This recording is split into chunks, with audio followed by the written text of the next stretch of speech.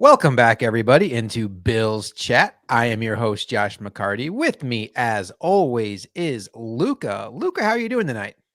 Doing good. I'm doing good. I feel like I start off this segment all the time where you just kick it over to me real quick where I'm saying doing good, but I am doing good. It was a nice relaxing weekend. Had a lot of friend time stuff catching up. Seemed like I saw a lot of people that I haven't seen since my wedding, almost 2 months ago now. So it was good with that and just relaxing. It wasn't any, hectic scheduling or anything like that. And now we get to sit down and almost do another thing that feels a little bit more routine tonight and whatnot, where we got to do a little bit of fun stuff that we had fun with last year on this episode. So I'm feeling really good and I'm excited for the episode we have coming up. That married life, it really has a way of making you forget everybody else but the person you're married to. Just speaking from experience of somebody who's been married for 10 years, I feel like I could count my friends I talk to on a regular basis on one hand, and you would be one of those fingers on that hand, Luca. We have a jam-packed show tonight. We have some Bills training camp information to get to. Luca and I are starting our Rivals Watch series, which we are very excited about. We're going to take a deep dive into all four teams in the AFC West. This will be a weekly series on this Bills Chat podcast where we eventually will cover every team on these 2023 Buffalo Bills schedule. But Luca, it is almost August and fantasy football season is right around the corner.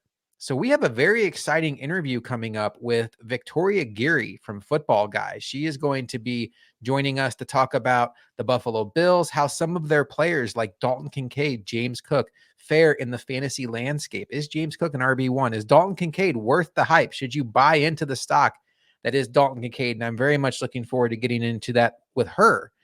But before we do any of that, Luca, the Bills have been on the field now for 4 practices, and they will put the pads on Monday at 9:45 a.m. Very much looking forward to that. Through 4 days, though, Luca, what's your biggest takeaway? Dalton Kincaid. Dalton Kincaid. One more time, let me say it for the people in the back, Dalton Kincaid. He has been everything and some that we've hoped for.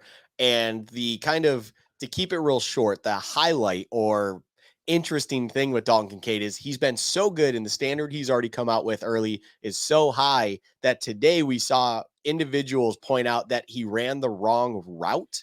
And when that was a highlight for him, that just tells you how obviously well he's been doing before that point. And as a rookie coming in, you would think maybe those confusions or just misunderstandings of what's going on would happen a little bit more often, or maybe it's just not as comfortable when that's the first time anyone's really had anything quote unquote, or if you're listening on the audio, I'm doing air quotes here, negative about the individual. You're doing pretty dang well as a rookie, especially as a first round with all eyes on you. So Dalton Kincaid has been clearly the thing to take away from training camp on these 4 practices. And when the pads get put on Monday morning, boy, is it going to be exciting to continue to watch him and see how he progresses even more so once people are hitting a little bit. And we don't want to shortchange you all with the training camp conversation. I hope if you are listening to us, you know that shortchanging anything is not what we're about. But I will say that Luca and I covered in depth everything going on at Bill's training camp on our Friday night live show, Bill's Chat Live. And Luca, they can check that out, the video form of that, on our brand new YouTube page, Bill's Chat. Luca decided to start uploading all of our content to Bill's Chat YouTube, and we would really appreciate if you head over there. Give us a like, give us a subscribe. We are trying to really try to house all of our content in a one-stop shop for you. So it's super easy for you to find us. I've been having a lot of fun daily uploading training camp recap videos. I actually put one up on Sunday talking about Dalton Kincaid, talking about Stephon Diggs, updating the middle linebacker battle, the cornerback battle, the offensive guard battle. Kim Pagula was at practice, which was just such a great sight, and so happy for the Pagula family that she's at that stage now where she can come out and really be there cheering for the Bills. So a lot of that's there on YouTube. We're not going to get too much into what's going on at training camp tonight, because when I do talk to Victoria here in a bit, we're going to talk a little bit about training camp.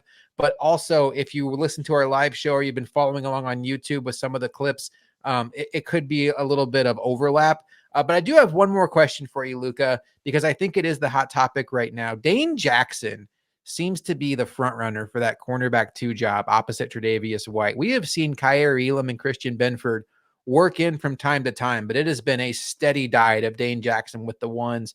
And it sure feels like right now it's his job to lose. just what is your opinion of that entire scenario? We can, if you want to make it a Kyrie Elam conversation, you can, or just maybe your overall confidence level in Dane Jackson. I'll do a couple little quick things on it.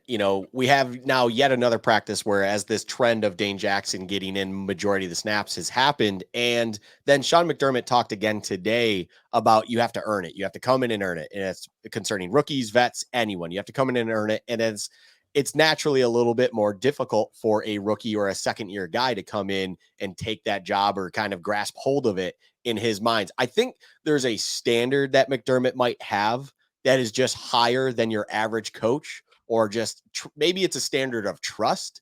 It's something that goes along with just if you have been in the system longer, if he can trust you as a man as well as a player out there a little bit more than the person behind you, you have to kind of go above and beyond the usual standard to maybe win that job over said person. So now in this example, we're talking about Elam, we're talking about Benford over Dane Jackson, and they're just not able to kind of break through yet. Whether that will come later on in training camp, into the preseason, into the regular season, time will tell, of course. But I just think right now, unfortunately for Elam and Benford, they're just not able to break through that trust or that safety blanket feel that McDermott seems to have with Dane Jackson. And just nothing is kind of highlighting them over top of Dane Jackson. So now the only time you're seeing Kaiir Elam come in is it's always noted Kaiir Elam got some time with the ones when Trey was on the sideline. Like, it's only when someone else is taking a break. And sadly, it's a little disappointing, or it's a little frustrating as a fan, I guess. But I don't mean that in any severe negative way. It's just sad because it's, you have a first round pick, of course, in Elam, and then you have a fun kind of gem in Benford where you would like to see more time. But if McDermott just feels a bit of more trust with a Dane Jackson, it just is what it is. And we'll see how the training camp and preseason progresses to see if anything changes from here. You said a very important word there a couple times, trust. I heard Jordan Poyer's press conference. I don't remember which day it was. The days are kind of blending together. And he mentioned the fact that he and Micah Hyde and Tre'Davious White had not all been on the field at the same time since Thanksgiving 2021 in New Orleans. And when you think about that, that is a long time for three all-pro players to not be on the field. And why am I bringing that up? Well, when you think about the Bills secondary, he also mentioned the fact that the comfort level he has with Micah Hyde, the challenge last year playing alongside guys like Jaquan Johnson and Damar Hamlin, and having the lack of knowing what your partner at safety is going to be doing. He talked about when he was in Cleveland, they may have even had a more talented secondary, skill wise, athleticism wise, than what the Bills have now. But knowing where your brother is going to be on any given play, he said he and Micah have an unspoken language where they know exactly what they're going to do. And then when you compound that with Tre'Davious White, the experience they have together, Taron Johnson, it leads me to think that Dane Jackson not only has the trust of Sean McDermott, but this entire group just wants to run it out there with the guys they know. And it's Kaiir Elam could be great. Christian Benford could be great, but let's just give ourselves a shot with the guys we know so we can go out there and play fast. We can play free, and we can just see what it looks like. And for just listening to Jordan Poyer, Luka, it made me feel a lot better about it. But I do want to say, I know it seems like we're shortchanging the training camp conversation. That is not going to be the normal on Bills Chat. I would say that the majority of our Bills Chat podcasts going forward to the rest of this summer will be a good chunk on training camp before we ultimately transition into the next Rivals Watch series. It just so happens that we do have an interview guest coming up this week, and we cover a little bit of that with her. But next week, we have the Red and Blue scrimmage on Friday. So Luka and I will be all over that on Bills Chat Pod. And then we'll have a handful of days in pads to talk about. We'll be getting ready for that first preseason game coming up against the Colts. So we will have you covered on everything happening at Bills training camp. But Luka, I have one last question for you before we kick it off with the interview. Have you had your first fantasy football draft yet? No, not yet. I have not. I normally try to get in leagues where that doesn't come for some time because, those early training camp injuries that then happen after or early preseason injuries that happen and you already drafted, those have kind of scorned me enough where it's like, yeah, no, I don't want to deal with that anymore. Yeah, like what do you do if you drafted Jonathan Taylor and now it sounds like he may not even be playing this year for the Colts? Exactly.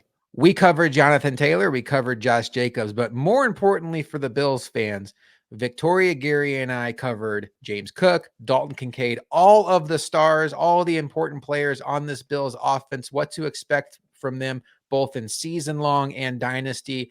I think you will enjoy this conversation. Coming up next is my conversation with Victoria Geary, contributor from Football Guys, and we will talk to you on the other side with Rivals Watch.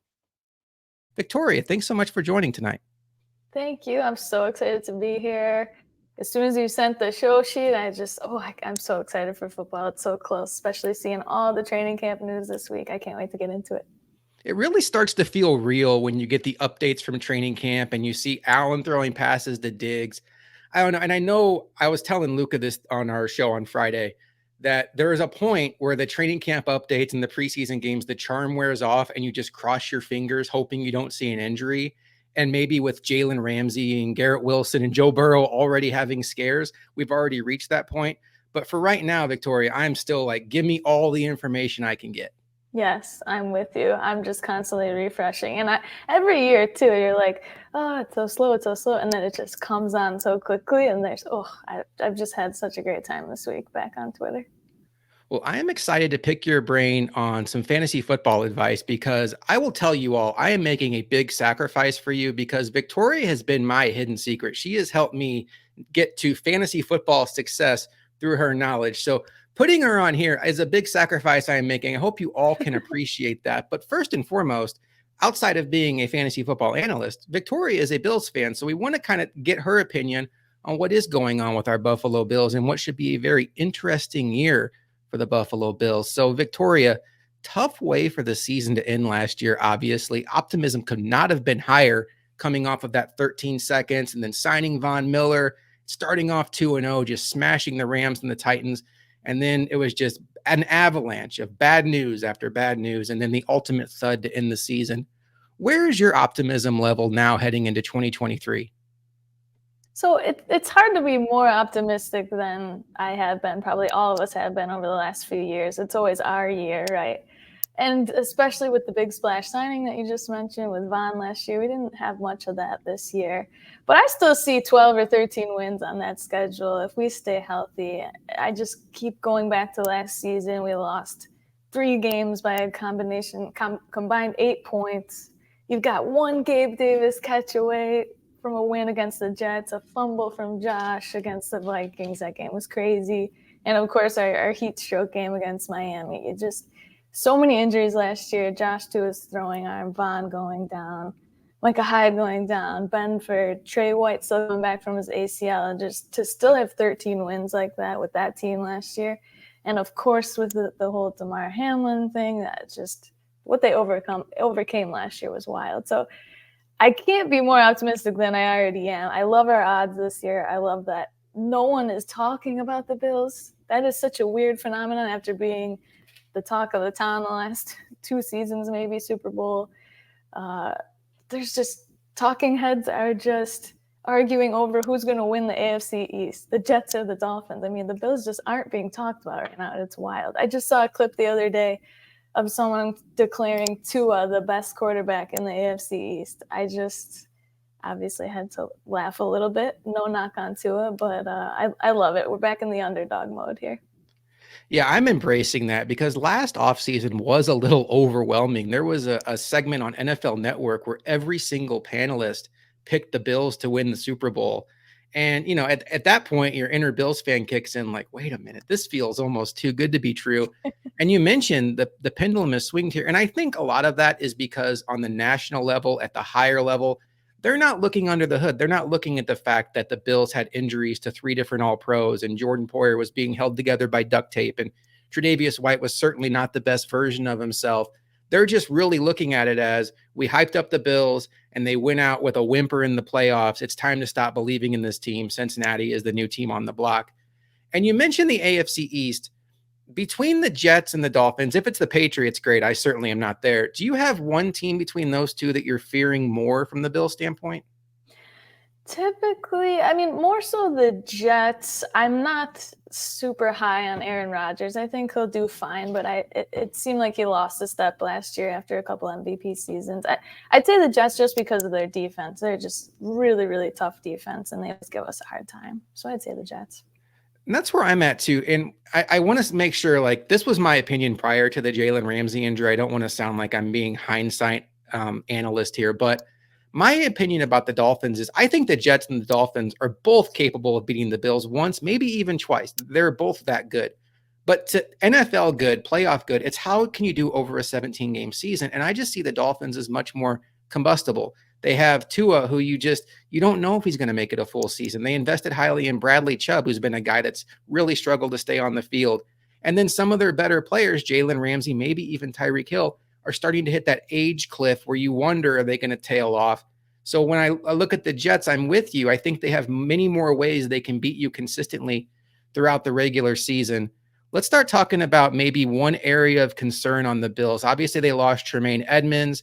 Is there anything about this team, about this roster construction that kind of keeps you up at night wondering if this could be the thing that holds the Bills back?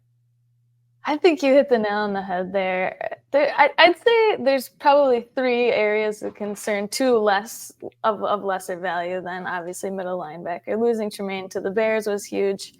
I hope that, Matt Milano, those kind of guys, they can elevate the level of play with the guys around them. Maybe we're pleasantly surprised by Terrell Bernard. It's a little deflating to see that our 3rd round pick this year isn't really even in the competition right now, right? For MLB. So that's a little deflating. I'd say that's the biggest concern. Maybe 2 others. Offensive line. Every single year, it just seems like Bean and McDermott, they just can't quite put the right combination together. I think I saw reports Spencer Brown still getting blown up at camp, even by Groot recently. But I hope Osiris Torrance can step up and make an immediate impact for the O-line. We want to see Josh protected every single year. We say this. You have to protect 17.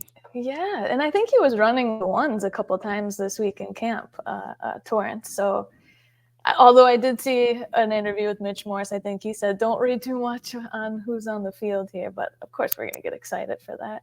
Oh, yeah, it's all we have. And he practiced 2 days with the ones, like you said. But that, to me, leads into a larger conversation because much of my frustration last year was their unwillingness to play their rookies. James Cook getting limited touches when he looked like clearly the most explosive back on the team, not being utilized at all in the passing game when that was his calling card at Georgia. Kyer Elam not getting on the field when they had so many injuries that they were playing Xavier Rhodes off the street against New England over Kyer Elam. I just lost my mind on our post-game show after that. What is going on with Kyer Elam? So when you look at Torrance, I think Kincaid's probably a different conversation, but do you trust this coaching staff to empower these rookies to get on the field and work through their mistakes? Oh, trust, that's a big word. Trust is a big word. I'm kind of in the middle here. You've already kind of talked about it. They really ease in their rookies, and I'm still kind of scratching my head at the Elam stuff and in the CB2 battle, and you would think he could easily beat out Dane Jackson, and then you're seeing Dane Jackson on the field. I don't know. I especially even with Kincaid, I'm having, again, like you said, that Bills fan mentality. Like, are they actually going to utilize him all over the field and more as a wide receiver? I hope so. But I'm kind of in the middle there in terms of trust. It'll be interesting to see how it plays out because I do think the best case scenario for this offensive line would be Osiris Torrance to be that starting right guard. And then you have Ryan Bates as that backup. He came into the league as a tackle. He can play interior backup at the 3 spots there. And that's super helpful. But you mentioned Dane Jackson, and that has been a talking point all week. And Victoria, my issue with Dane Jackson is much more about the fact that I feel like we know who he is. He's an okay starter. He's not going to kill you, but I feel like he's just one of those players that as a fan, you're always wanting more from. That if he's your starter, you're wanting a better outcome, maybe a Levi Wallace type. So it's only 3 days into camp. We all understand that the pads haven't even come on yet. We're recording this prior to the practice on Sunday, just for FYI.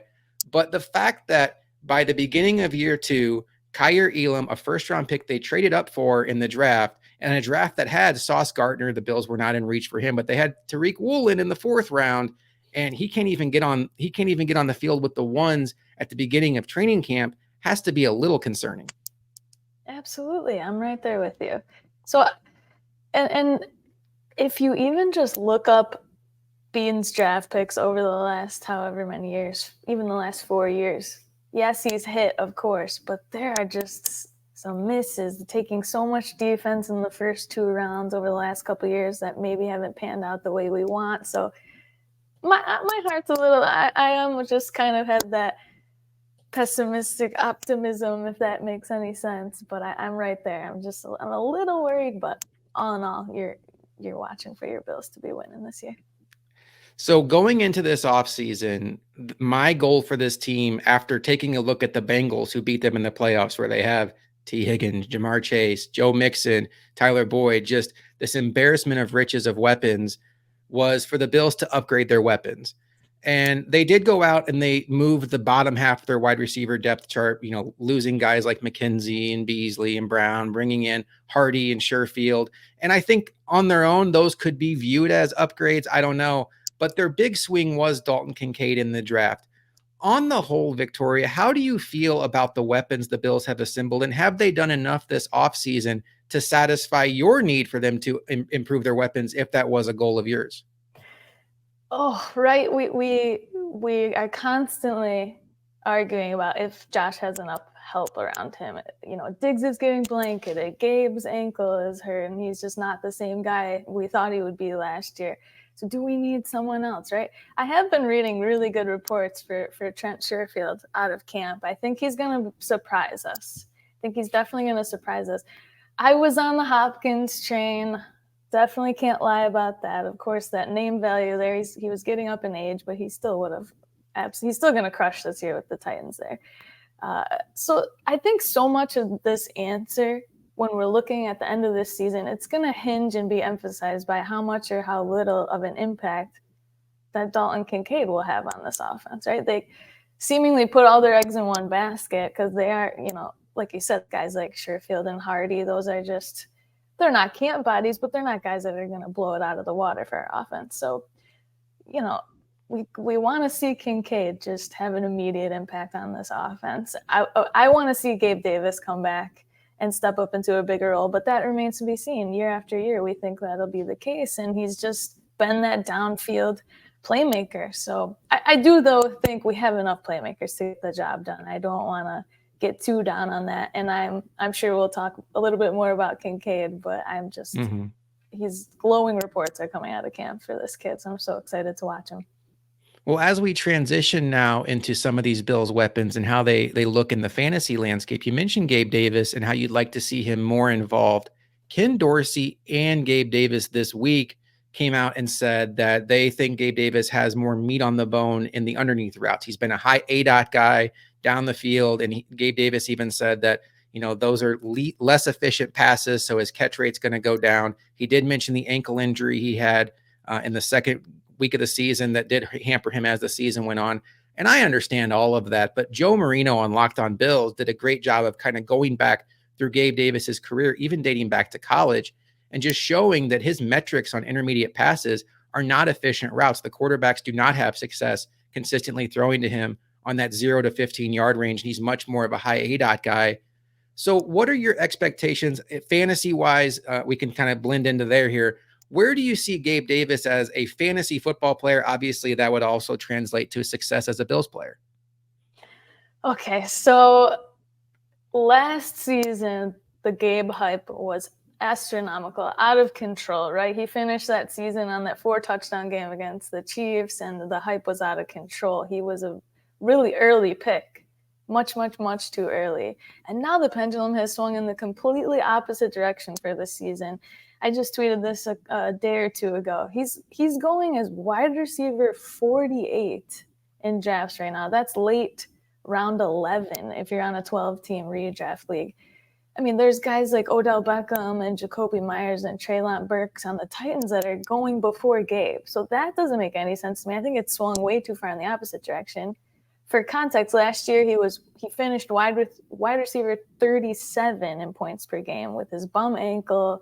His catch rate was barely over 50%. I mean, but he's already being drafted over 10 spots higher than that. So I think he'll be a value this year, but I don't have the confidence, especially with, I love those stats you just gave on the intermediate passes. I don't have the confidence that he's some PPR monster that's going to finish as a wide receiver 2. I think he could finish still as wide receiver 3, but again, Kincaid might be taking a lot of those looks, some of the looks away. Not that Kincaid's going to be downfield, but I'm hoping he gets peppered with targets. So I think he'll still be a value in drafts, but I'm not so sure in terms of, I wouldn't bank on him being some fantasy superstar, but I'm definitely taking him at his value right now. It's wild. I think my issue with everything you said there about Gabe Davis, him finishing as wide receiver 37, is in a lot of ways, it kind of reminds me of Deshaun Jackson, or maybe even more recently, Mike Williams, where that's much more of a guy you want in best ball, where you don't have to figure out the weeks he's going to explode. You just put him on your roster. When he blows up, great. But when he goes 2 for 20, it doesn't burn you. Do you think there's a path for Gabe Davis to find that consistency? Because I think that the tone of this entire conversation when trying to figure out this Bills offense is somebody has a really good opportunity to shine in fantasy. They are going to throw the ball 600 times. Josh Allen is a superstar, and Stephon Diggs is going to get his 100 receptions, but somebody else has the opportunity to really step up and be that number 2 in a high-octane offense. And the fact that Gabe Davis is going in the 40s shows some hesitancy that he's going to be that guy, but to me, I still think he finishes second on this team in targets. I don't disagree there. Absolutely. I honestly I'm liking James Cook value a little bit more. I know a different position, but I think James Cook is going pretty late. I think I have this here somewhere, but especially you're hearing Dorsey talking about him being a 3-down back. I mean, they have more confidence in him this year. They're saying he's looking smooth as ever at camp. I personally, not going to lie, I thought, okay, we signed Damian Harris. Are they going to keep James Cook in that change of pace, third down pass catching role? And Damian Harris would come in as take the Singletary role. But the drumbeat's going the opposite way here. And I think James Cook is actually going in the RB 30 range. I'm going to check that now here. But I'd love James Cook value a little bit more. I know here's the problem with the Bills offense for fantasy, and it always has been. Diggs is going to eat, and then Josh spreads the ball around to countless numbers of places. So it's really hard to pinpoint who's going to be that number 2 that's going to be the second most valuable player on the offense there outside of Josh and Diggs. Yeah, let's talk about James Cook. I think he is a fascinating player to look at because I went back and pulled Devin Singletary's fantasy finishes from Fantasy Pros, and the highest he finished was running back 19, which, what is that, like mid-range RB2? And that was in 2021 when the team had really kind of given up on Zach Moss. And you saw the Bills' way of getting teams out of that too high safety look was just dumping down to Singletary. There's a Patriots game that sticks out in my brain where it feels like Allen just threw it to Singletary nonstop and they were just taking the check down. But still, I don't know. Singletary leaving this offense, there is an underrated 61 targets vacated there.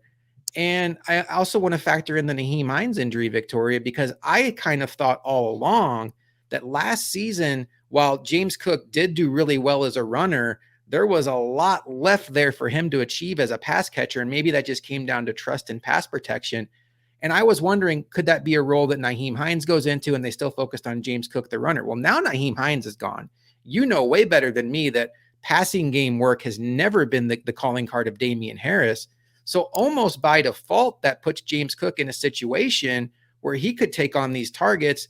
I did see that there's no Bills running back since LaShawn McCoy in 2017 that's had more than 188 carries. But on the whole, do you think there is an opportunity here for James Cook to finish as high as that running back 19 that we saw Devin Singletary finish in 2021?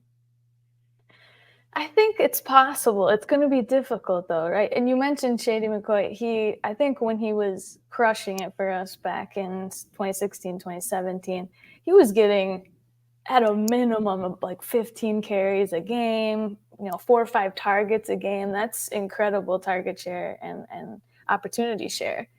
And Cook has never once had more than 14 carries last year. And he was really only, to your point, hovering around 2 receptions or targets per game. So That's the unfortunate part. We know the ceiling likely is just not high enough for James Cook to be a running back one. I won't say never, but I wouldn't put him on the RB2 conversation, like you said, finishing top 24.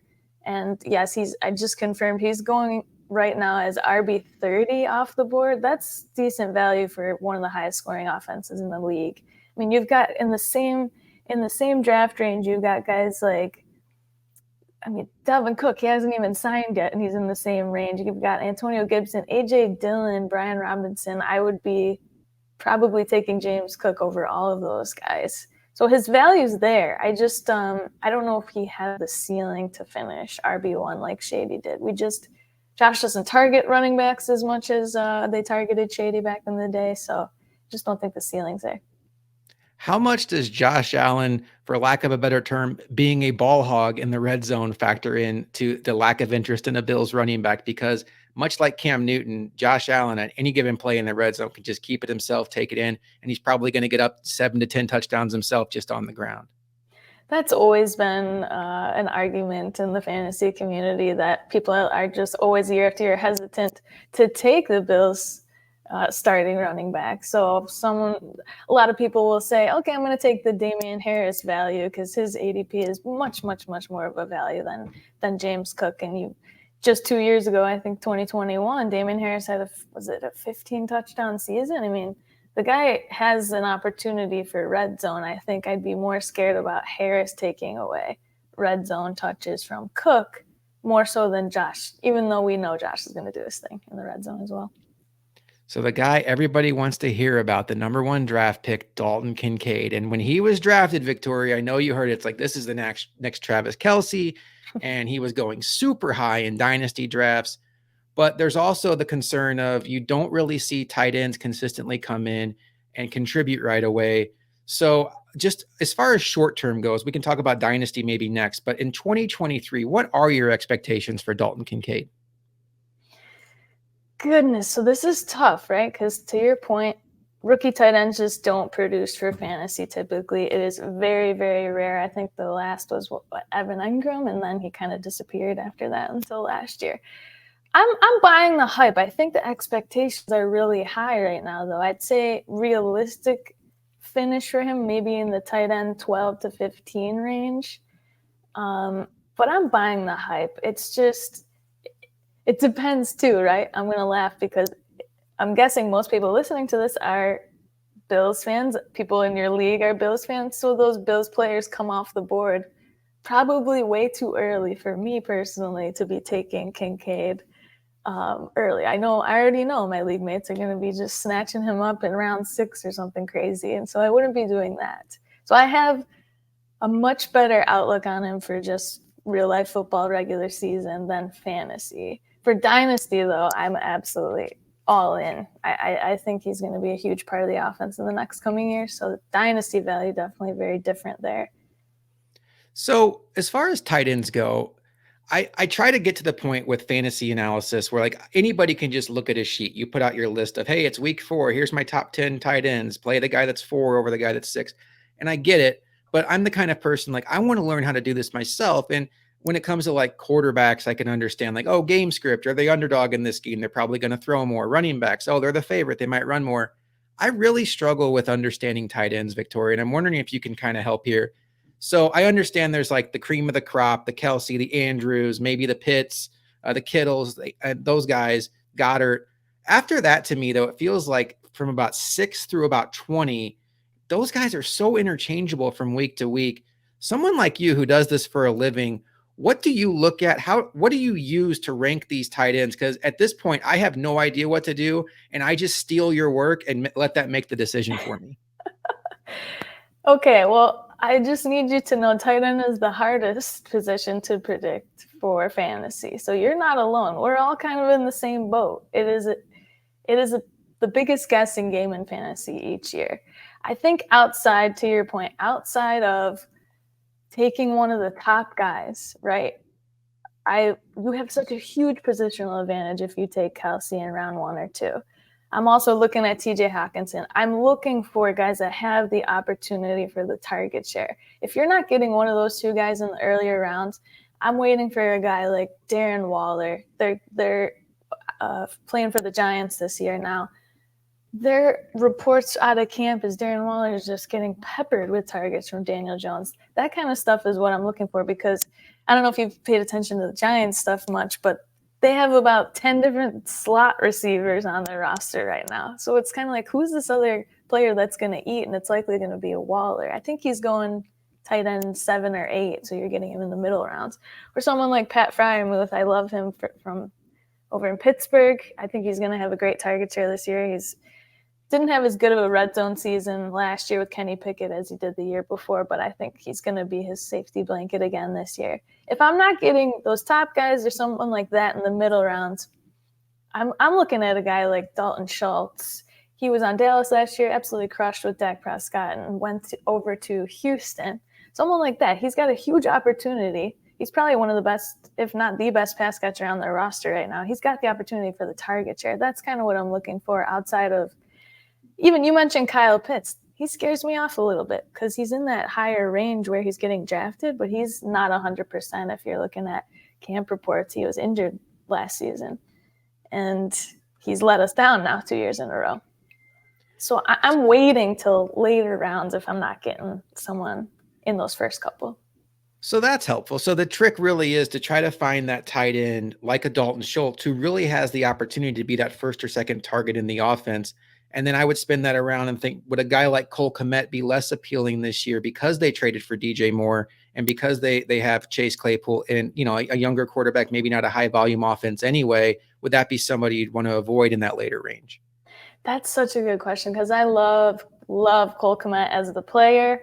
But they didn't have, who did they have last year? Darnell Mooney, and everyone said Cole Kmet's going to be the target share. So that logic doesn't always work out.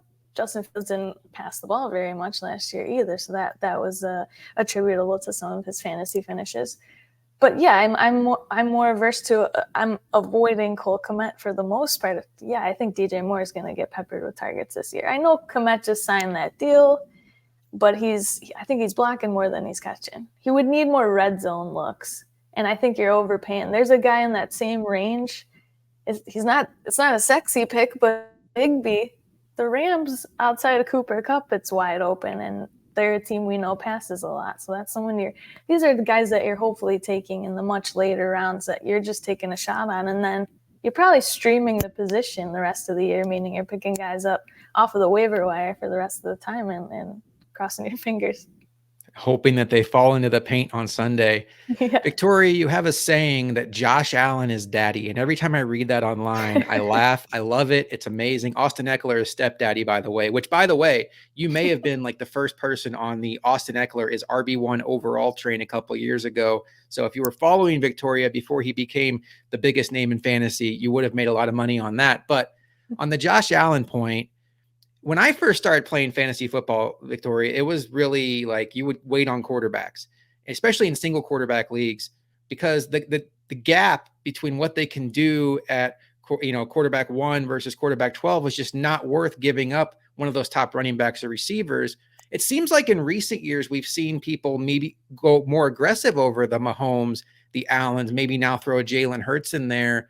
Where are you at with the quarterback position in redraft? How aggressive should you be in, say, like a standard 12 to 14 league redraft 1 quarterback league? That's such a good question, right? Because over the last probably 4 or 5 years, there's always been one late round quarterback that hits, and it's always a rushing quarterback, right? 2019, we saw Lamar Jackson.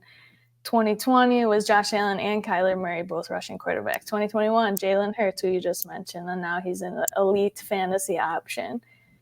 But then you're thinking, okay, this year, who could that be? Is it going to be Justin Fields? Okay, but we have to remember the fantasy community gets smarter every year too. So right now, if you can believe it, Justin Fields is going off the board as quarterback 6. So he's not even a late round option this year. So it's going to be super, super interesting to see who that guy is going to be this year. A lot of people are saying Anthony Richardson, the Colts, rookie.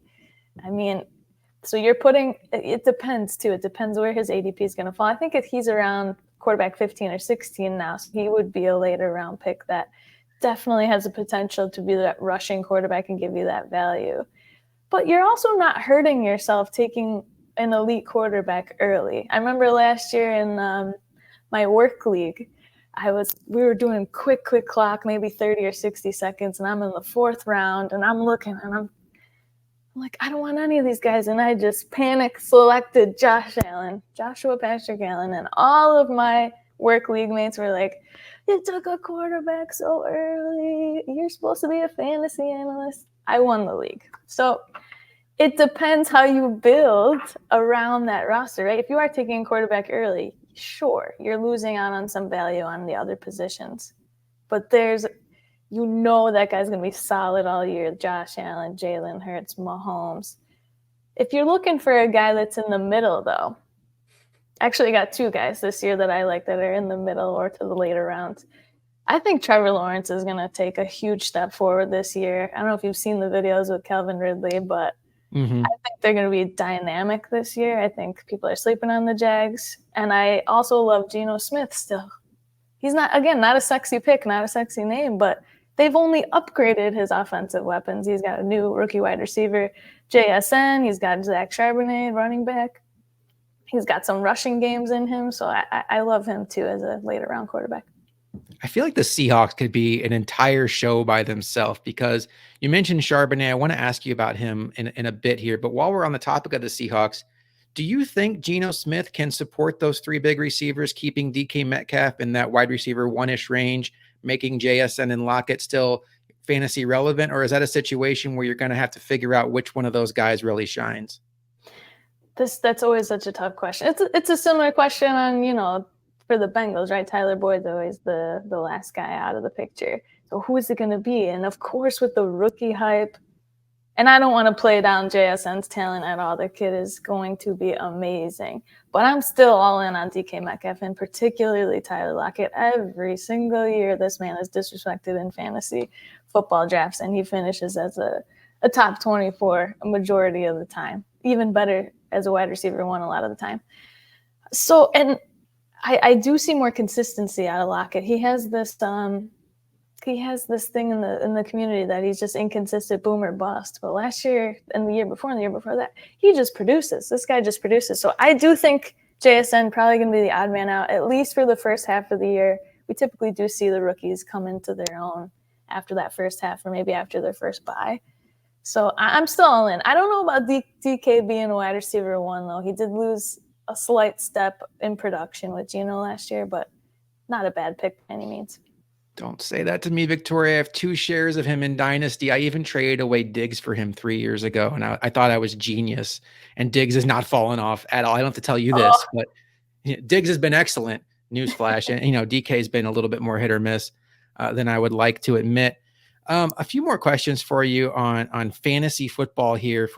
Do you have a preferred format of fantasy football? Because I sound like an old man. Like back in my day, it was really just like season long, but now we've seen this evolution where you have the daily, you have the guillotine leagues now that are picking up. I feel like Superflex is almost becoming more the norm, where when I go to Fantasy Pros, that's the default setting. Is there a particular format you like best ball? If the fantasy football gods came down and said, Victoria, you have to play one format of fantasy the rest of your life, and that would be what?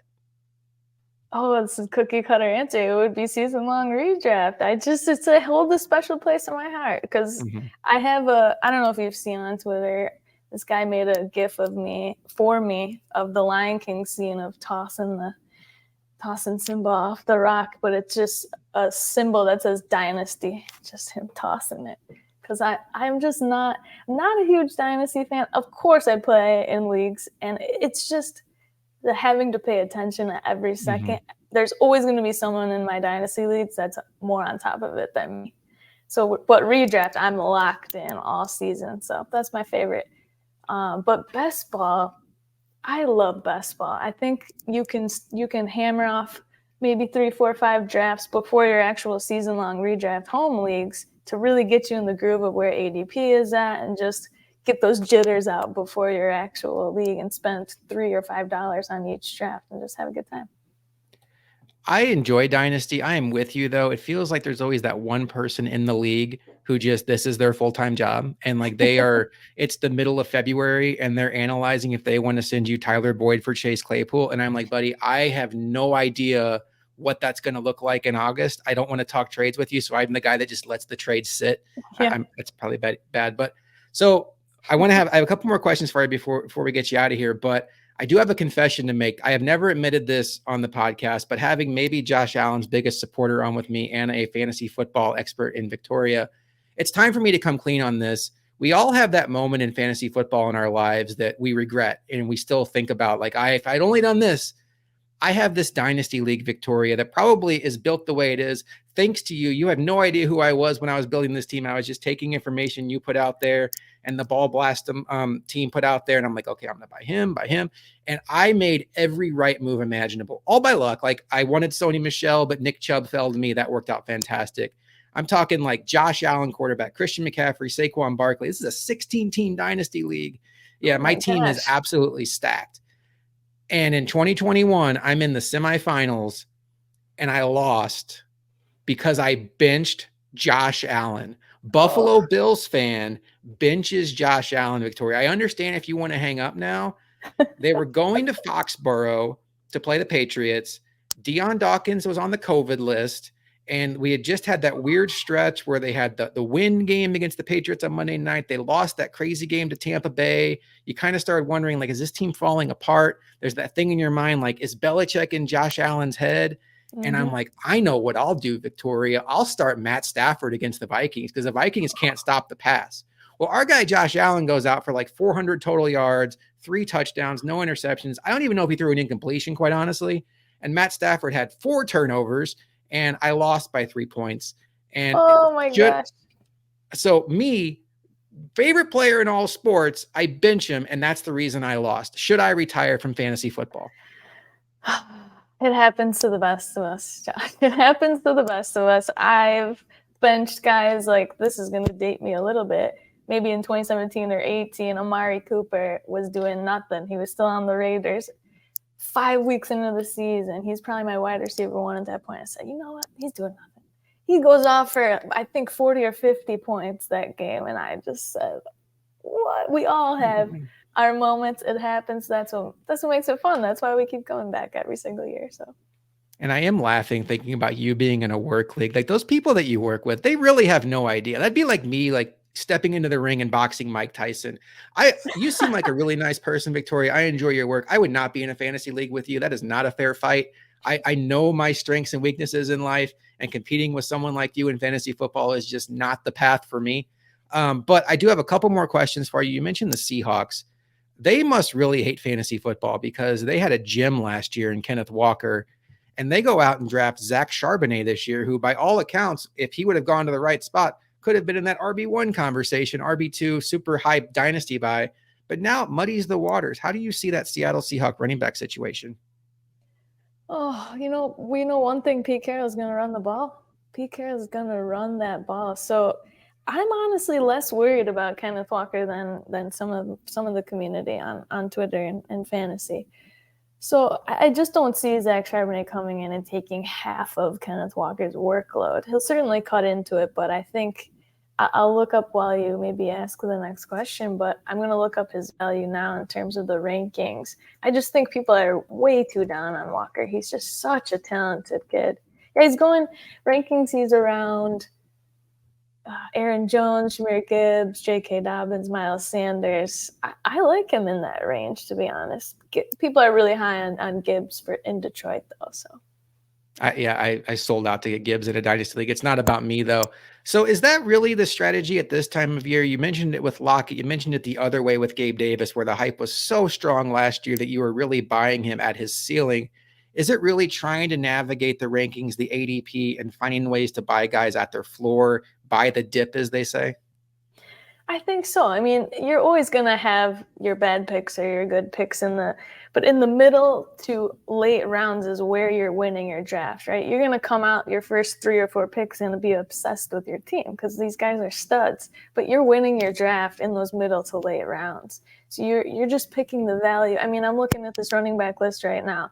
you've got guys like James Conner and Cam Akers going in the RB 20 to 25 range. These are guys that are going to be the clear-cut starters on their team and get a massive workload. So people might look at that and say, the Rams and the Cardinals, they're not going to be good this year, and think, I just want players on high-octane scoring offenses. That's not always the case either. James Robinson, undrafted running back on the Jags years ago, finished, I think, top 5, and they were a horrible team. So it's just, there's so many lenses you can definitely take a look at through it. If that value falls to you and that player has the opportunity there, I think in those later rounds, I do want to say you're reaching for the high ceiling, because a lot of the times, sure, there's not going to be as many guys that have that opportunity share that we might be looking for in those mid to later rounds. You're looking for the high ceiling there is where I'm typically going. So last question for you, for folks that may have their drafts coming up right now this week. Josh Jacobs and Jonathan Taylor are two guys that at their best can win you the league. But right now, for different reasons, they're holding out or holding in Jonathan Taylor's case. How do you approach those players if you have a draft coming up? Oh, that's such a tough question. I mean, I was just in the Scott Fishbowl draft and thinking about those things, just waiting for a guy like, Evan Hall to drop to me. That's the new rookie running back on the Colts, or Eric Gray. So the hype is going to go up for those rookies. Well, that was for Saquon, and he signed now. But at the time when I was doing SFP, I took him. So you never know, right? That's a good example of, like, you're drafting now. Oh, Saquon might hold out. He signs. And so Eric Gray is on your roster now, and he may or may not have that value. For guys like Josh Jacobs and Jonathan Taylor, I don't think their backups, those rookie running backs, are going to shoot up draft boards, right? And you never know. A guy like Zamir White, he's kind of hopping up draft boards because he's the backup to Josh Jacobs. But they have a running back room there. They've got Amir Abdullah there. That guy's 30 years old, but he might still get carries. So you're never going to get that one-to-one production from Zamir White if Josh Jacobs sits out. But if you hit, and he does, I mean, you're going to be cashing your checks all the way to the bank. So you do want to look out as camp starts to wind down. You do want to look out for those headlines, because you might grab a valuable backup running back that gets their shot if anything were to happen with those guys. I did see a tweet right before we hopped on here about the potential of them trading Jonathan Taylor. I just want to say I don't think that's going to happen at all. I think they'll work something out. If they don't, that would be wild. I mean, how are you gonna go through the season with your rookie quarterback and Anthony Richardson and not have your best player on the field? That would be pretty careless. So Victoria, the Zach Moss slander will not be tolerated on this podcast. No. Not Zach Moss. If I talk bad about Zach Moss, I know the Ball Blast girls are gonna come find me and if they were big on him, weren't they? Yes, they were. So yeah, you definitely can find value in those situations. That's the problem, though, is staying up on everything. So stay on Twitter and watch the headlines. So if you had a 1-2 or a 1-3 pick, I don't know where Jacobs and Taylor would go, assuming everything was right, but where would you feel comfortable taking either one of those guys?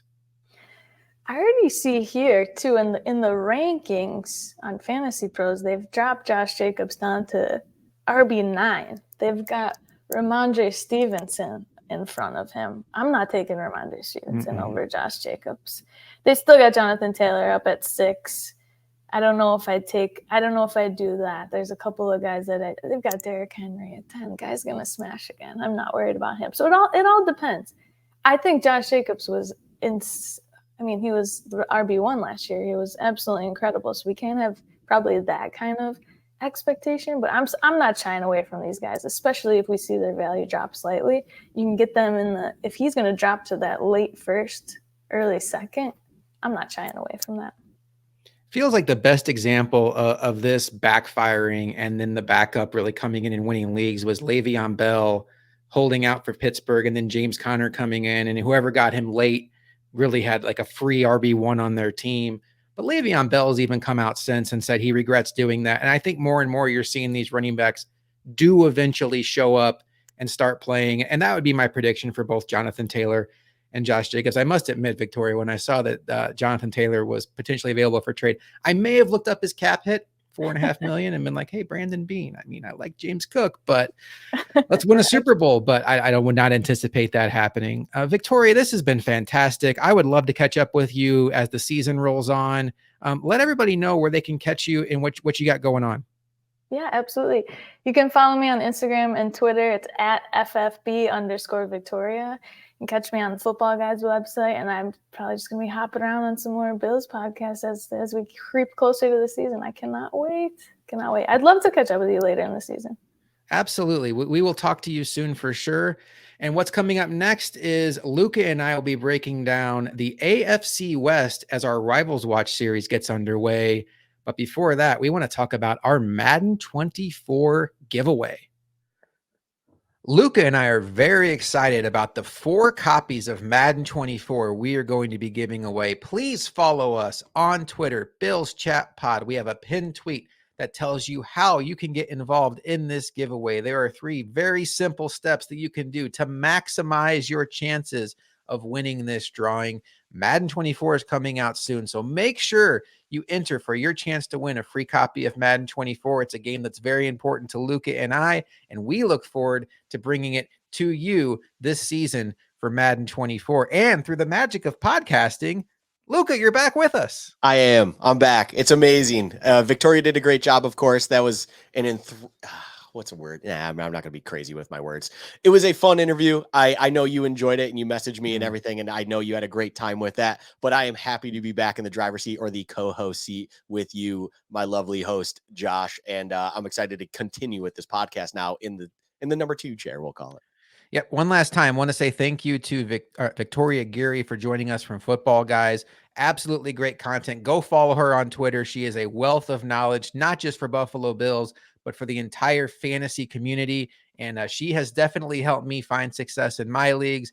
Have her help you find success in your leagues. I think she's a bit of a hidden secret in this fantasy community. So we look forward to chatting with her down the road. But Luka, it is time for us to kick off the 2023 edition of Rivals Watch. And we're going to start with a team that's made some noise this offseason, the Denver Broncos. And last offseason, 2022, they made noise by trading for Russell Wilson. And they were a team that was hot in the preseason predictions. A lot of people thought that the Broncos, with their roster as is, could even challenge the Chiefs. And Russell Wilson, with what they had on defense, the weapons they had, Sutton and Judy, and we all know the names. And the Broncos could push the Chiefs because they're a more complete team than the Chiefs. It did not pan out. The Broncos went 5-12.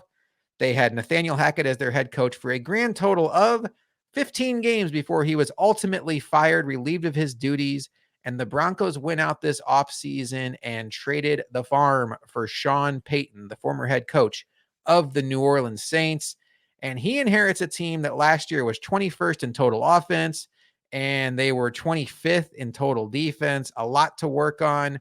But Luka, when you look at this team with how tied they are to Russell Wilson, the contract obligation they have, there was really no move they could make this offseason at the quarterback position.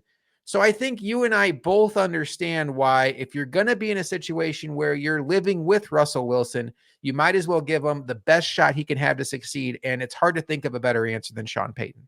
Yeah, well, you're so deeply invested, as you put it, with Russell Wilson. Just dig deeper to try to get out of that or get something out of that investment by then selling a little bit more, get kind of the crown jewel of coaching that was still available there with Sean Payton, and try to see what he can do and work his magic. Because of course you had all that success in New Orleans with Sean Payton, working with a future Hall of Fame quarterback in Drew Brees. Look, I'm not saying Russell Wilson is or is not a Hall of Fame quarterback. I think before last season, it definitely was tipping towards Hall of Fame. Now, after last season, there are question marks there. But it's rare that I will say this. You have to actually trade picks and do everything you can to then get your coach, because if you don't and you just accept the failure that is Russell Wilson with what we saw last season, it's even worse than trading a first plus things to get Sean Payton, because at least you put in the effort and tried to make something out of it. Like, that to me shows good ownership it's a rare circumstance that is actually the good ownership move, but it made sense to me. And well done, Broncos, for like just recognizing, hey, let's try to do everything we can to maybe salvage a little bit out of this, because last year was just an absolute disaster from start to finish.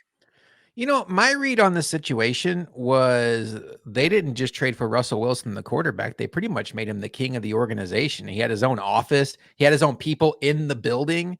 And I think they needed a powerhouse head coach that comes in and outranks him in the organization. That's exactly what they got with Sean Payton, because he is used to working with superstar level players. He was a coordinator with Tony Romo under Bill Parcells, who did not bow to any player, and that's why his players loved him. He worked with Drew Brees. So I think this has a chance to work well, but it really is going to come down to Russell Wilson and how Sean Payton can unlock his skills. We can talk about what they've done this offseason a little bit, but I've been kind of reading up on the Broncos, and what it sounds to me like, Luka, is for years we've gotten so used to Russell Wilson throwing maybe the prettiest deep ball in the entire sport, and that was just gone last year. And when you look at what Sean Payton has done historically in New Orleans, it's been a focus on the intermediate game, the short game. You think about Michael Thomas just catching 15 passes a game in New Orleans is what it felt like. It sounds like the Broncos are really going to concentrate heavy on the short game. They're not going to try to force bringing back the deep ball with Russell Wilson. It'll be there. They'll take their shots here and there, but they're not going to major in that. They are really going to focus on running the ball. Obviously, the health of Javonte Williams is paramount. They brought in Samaje Perine to help be that battering ram in the offense. I think this offense has a chance, maybe not player for player, but to resemble stylistically that Saints offense. Yeah, the Saints offense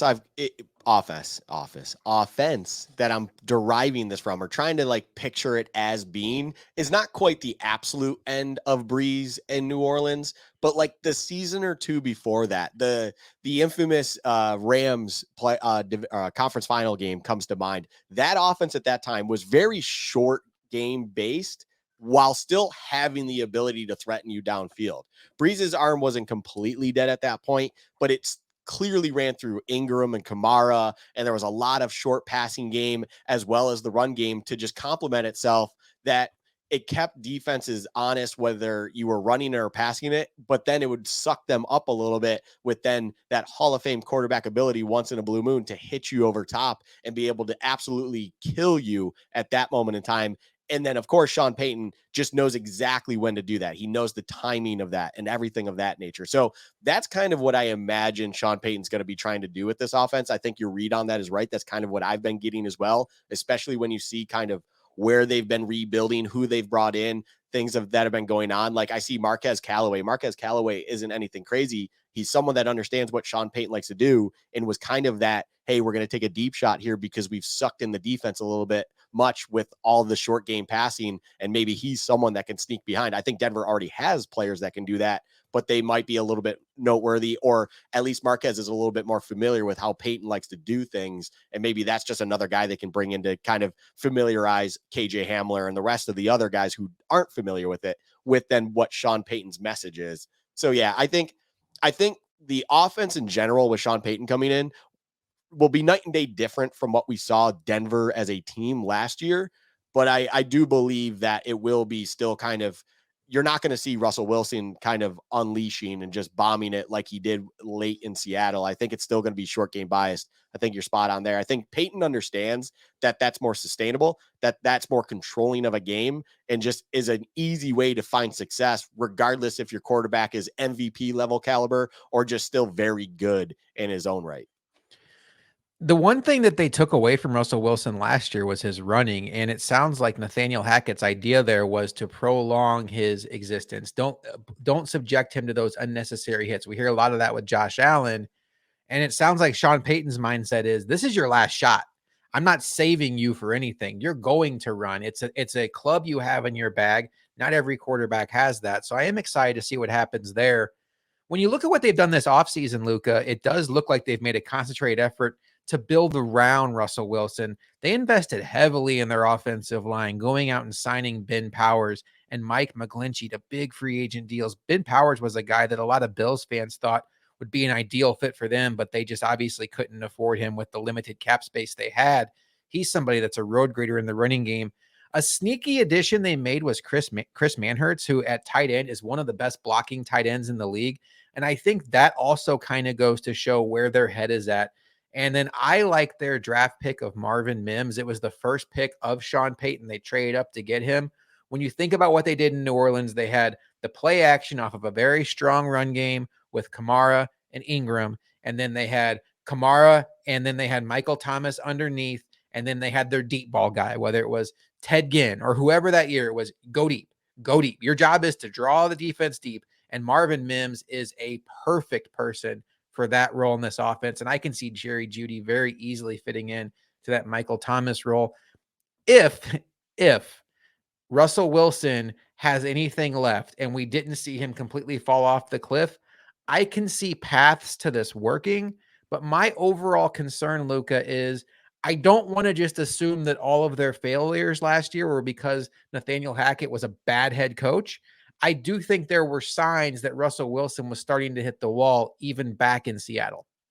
I think there were signs that Pete Carroll did a very good job of understanding and locating what Russell Wilson was starting to decline at, and then just was kind of disguising them as best as he could, whether it was just changing how they had a defensive philosophy to back him up and get him on the field quicker and be more aggressive on that side, or just had a good game plan to relay to his offensive staff that's like, hey, this is how we're going to utilize Russell because clearly this is all he does.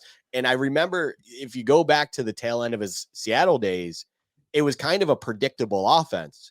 I don't think that was like because they just didn't like anything else. I think it's because they just knew Russell was limited and what he could kind of execute highly. And they just kept doing it because they trusted that that could still get them over the line, which it really did for the most part. So I'm going to be curious to see what they do with that. And I'm agreeing with you 100%. I think there's something about Russell Wilson where he's not quite that guy anymore, or at least can't be that guy that he was at the peak of his Seattle career.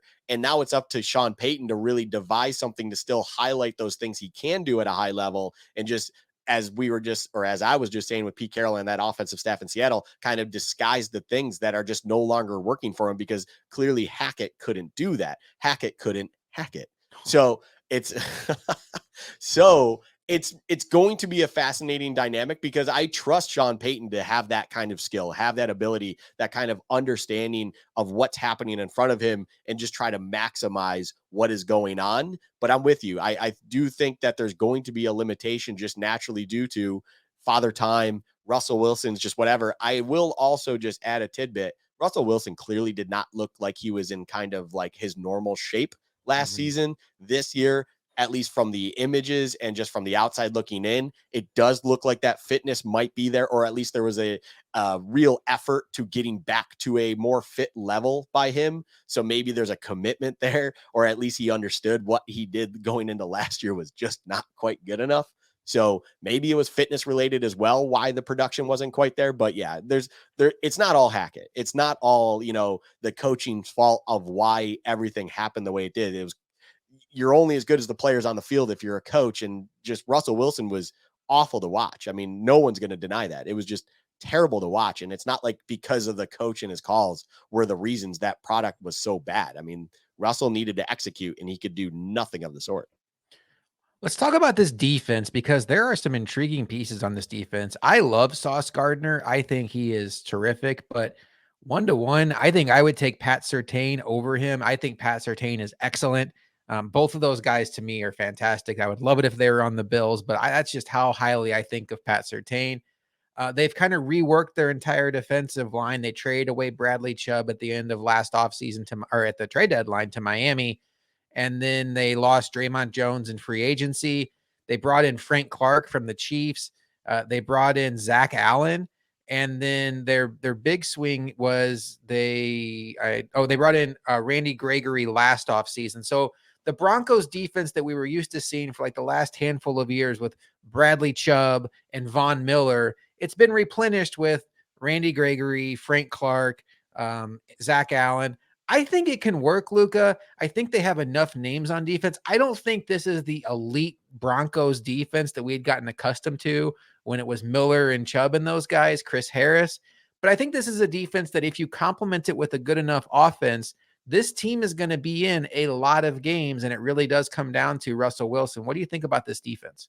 Perfect final point. That was kind of what I look at with this defense and think about. It's like, look, Zach Allen doesn't jump off the page, but him on the Cardinals was kind of a very serviceable end. He could play the edge well. He was responsible. He was a good tackler, things like that. Like, you could rely on him to give you good production. Frank Clark, they bring in. Frank Clark still has a little bit of gas in the tank. He can be a guy for them. They have a lot of different guys, DJ Jones, stuff like that, where it's like they can hold their own. They can, with anyone, hold their own and keep this team in games.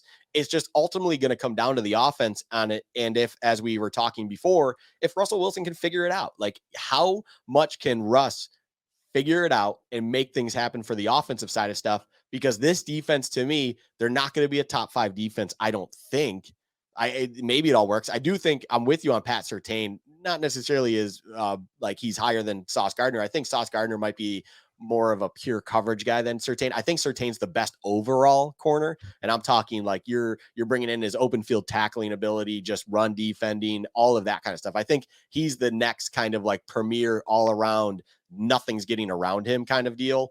But overall, it's just like, hey, this defense is good. It's not great. The secondary is definitely going to be able to like carry the front 7. I think you have all pros like Justin Simmons as well. Kareem Jackson's there, like things like that. Like, those are big guys there. It's like they should be able to carry their own and at least not get beat over top. They're going to understand how to keep the game in front of them. So it's like, okay, if they can keep the game in front of them, if they can be like a top 15, top 10 defense, they should be in every game. And now the offense just has to figure it out. If the offense can at least score a touchdown, or at least score more touchdowns than Russell Wilson has toilets, I think they should be able to win a couple more games than they did last season. And we'll just have to see on that. One big thing to watch for them will be if their star running back Javonte Williams can come back off of that ACL injury. He did not start training camp on PUP. That's certainly an encouraging sign, but we'll see what kind of form he's in. Luka, the Broncos are on the second longest playoff drought active in the NFL, only to the New York Jets. It's been 7 years since the Broncos have made the playoffs. Obviously, a tough division ahead. We're going to get into some of those foes, but how concerned are you about this Week 10 Monday Night Football matchup with the Buffalo Bills playing host to the Denver Broncos? I am concerned more than I would be if Sean Payton wasn't the head coach. And I say it in a very specific way like that. I mean, it's a pretty obvious way as well, but it's like, look, this team is not one that I'm really concerned about. I just think it needs the proper guidance. It needs to be coached well. And it's like, if you could ask for anyone to coach this team, Sean Payton's top 3 on that list. And I'm saying anyone, whether they're available or not. And it's like, okay, by week 10, I think Sean Payton will have a very good pulse on the team. He'll have a very good understanding of who he's got that works and who he's got that doesn't. And by that point in time, you would think a team would be a well-oiled machine, barring injuries, that they would have figured it out. So by that point in time, they're coming in understanding what the message has been from Payton. They kind of understand the playbook when it comes to the offensive side of the ball, you would think. So it's like, from there, sitting here in late July come August, it's like, is it going to be good enough? It could. I don't know. But overall, I think the Bills are a better team. So I'd probably, if I had to like put a 1 to 10, like how threatened am I by the Broncos for that week 10 game, I'd probably put it at a 6, where it's like moderately threatened. And it would have been probably a 3 or a 4 if, say, Nathaniel Hackett was still coaching this team. I wouldn't be threatened at all. It's just the Sean Payton factor is a real thing. And being that it is all the way down to week 10, as long as they stay healthy, they should have that figured out, or at least Sean Payton should have things figured out, and at least getting the most out of this team at that point. I like the fact for the Bills that this game is week 10, because I think if you're going to play the Broncos early in the year, there's a chance that Sean Payton's going to throw things at you that just, quite frankly, were not on film last year. And they're going to be a hard team to prepare for. By week 10, all the tricks will be out of the bag, and it will come down to how much skill is left in that team and who matches up better. I'm not overly concerned about this game. I see the path for the Broncos being decent. In my mind, Luka, this is a team that looks to me from the outside of kind of already planning for life after Russell Wilson. You look at some of the free agency moves they made, bolstering their offensive line. It looks to me like a team that kind of understands they could be in the quarterback market next offseason, and they want to surround them with good offensive linemen like a McGlinchey, like a Powers. They hope they have a good running game with Williams and Pirine. They should have good weapons there with Judy, Sutton, and hopefully Mims. And obviously, Sean Payton would be an awesome coach for a young quarterback. But the $1 million question, Luke, is what will the Broncos' record be in 2023? I think I'm going to come in a little high here. I think the Broncos are going to bounce back in a way that'll surprise a few people. Overall, I think they're going to be 10-7.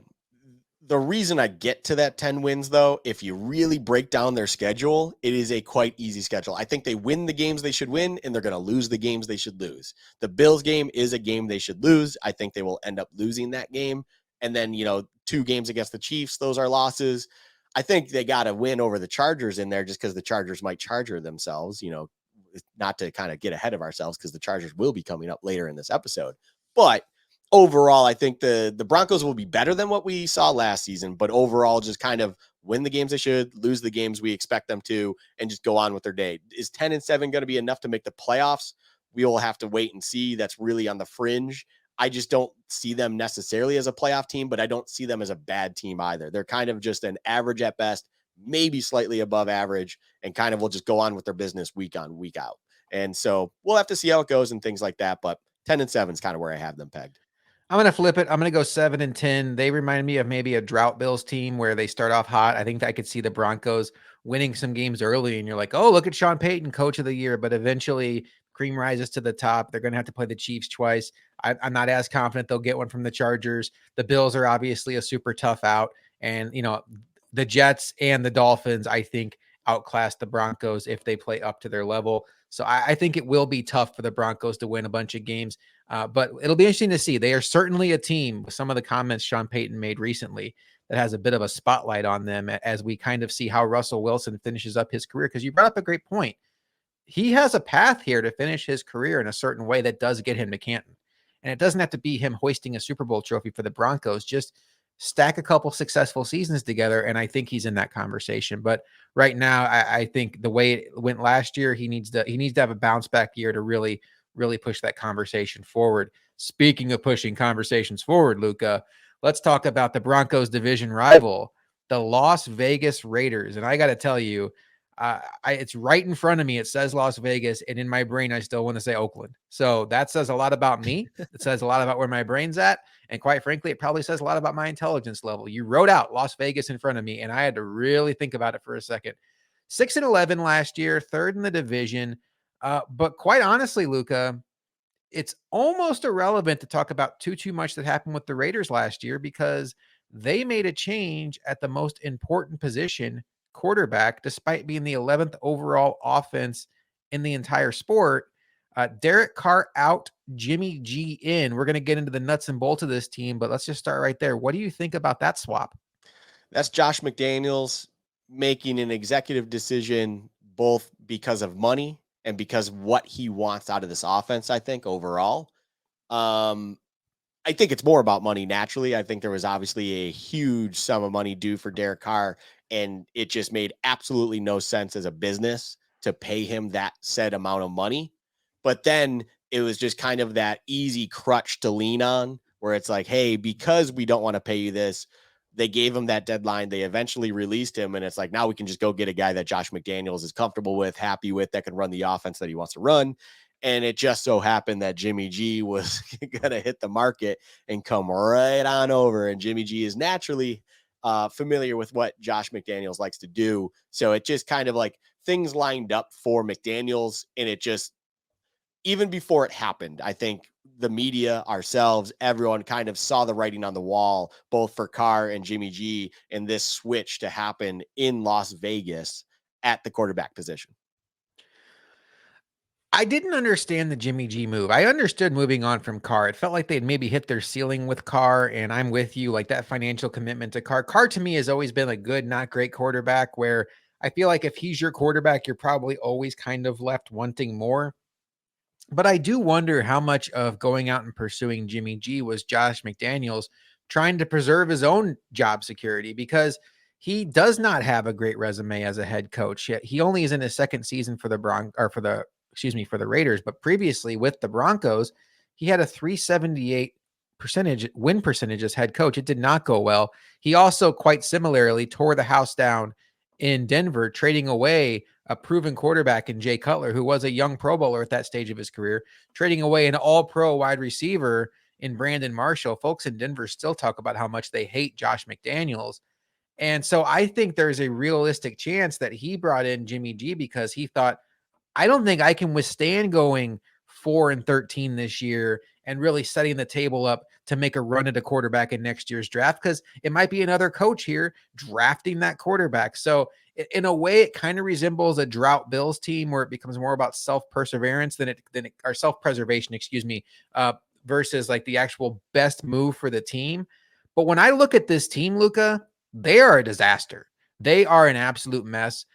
Their second best player on offense, assuming Devontae Adams is their first, Josh Jacobs, is in the middle of a franchise tag holdout. That does not seem to be going well. I think there is a very high likelihood that Josh Jacobs is not on the field week 2 when the Raiders come to Buffalo. Devontae Adams has voiced his displeasure about trading or getting rid of Derek Carr because that was one of the primary reasons he came to Vegas. They traded away Darren Waller, who is tearing up Giants camp, and they brought in Michael Mayer and Austin Hooper to replace him. Those aren't bad names by any means, but they're not Darren Waller. And they had a really bad offensive line last year, and they essentially chose to run it back. The only veteran addition they made to their entire offensive line, get ready for this, Bills fans, was Greg Van Roten.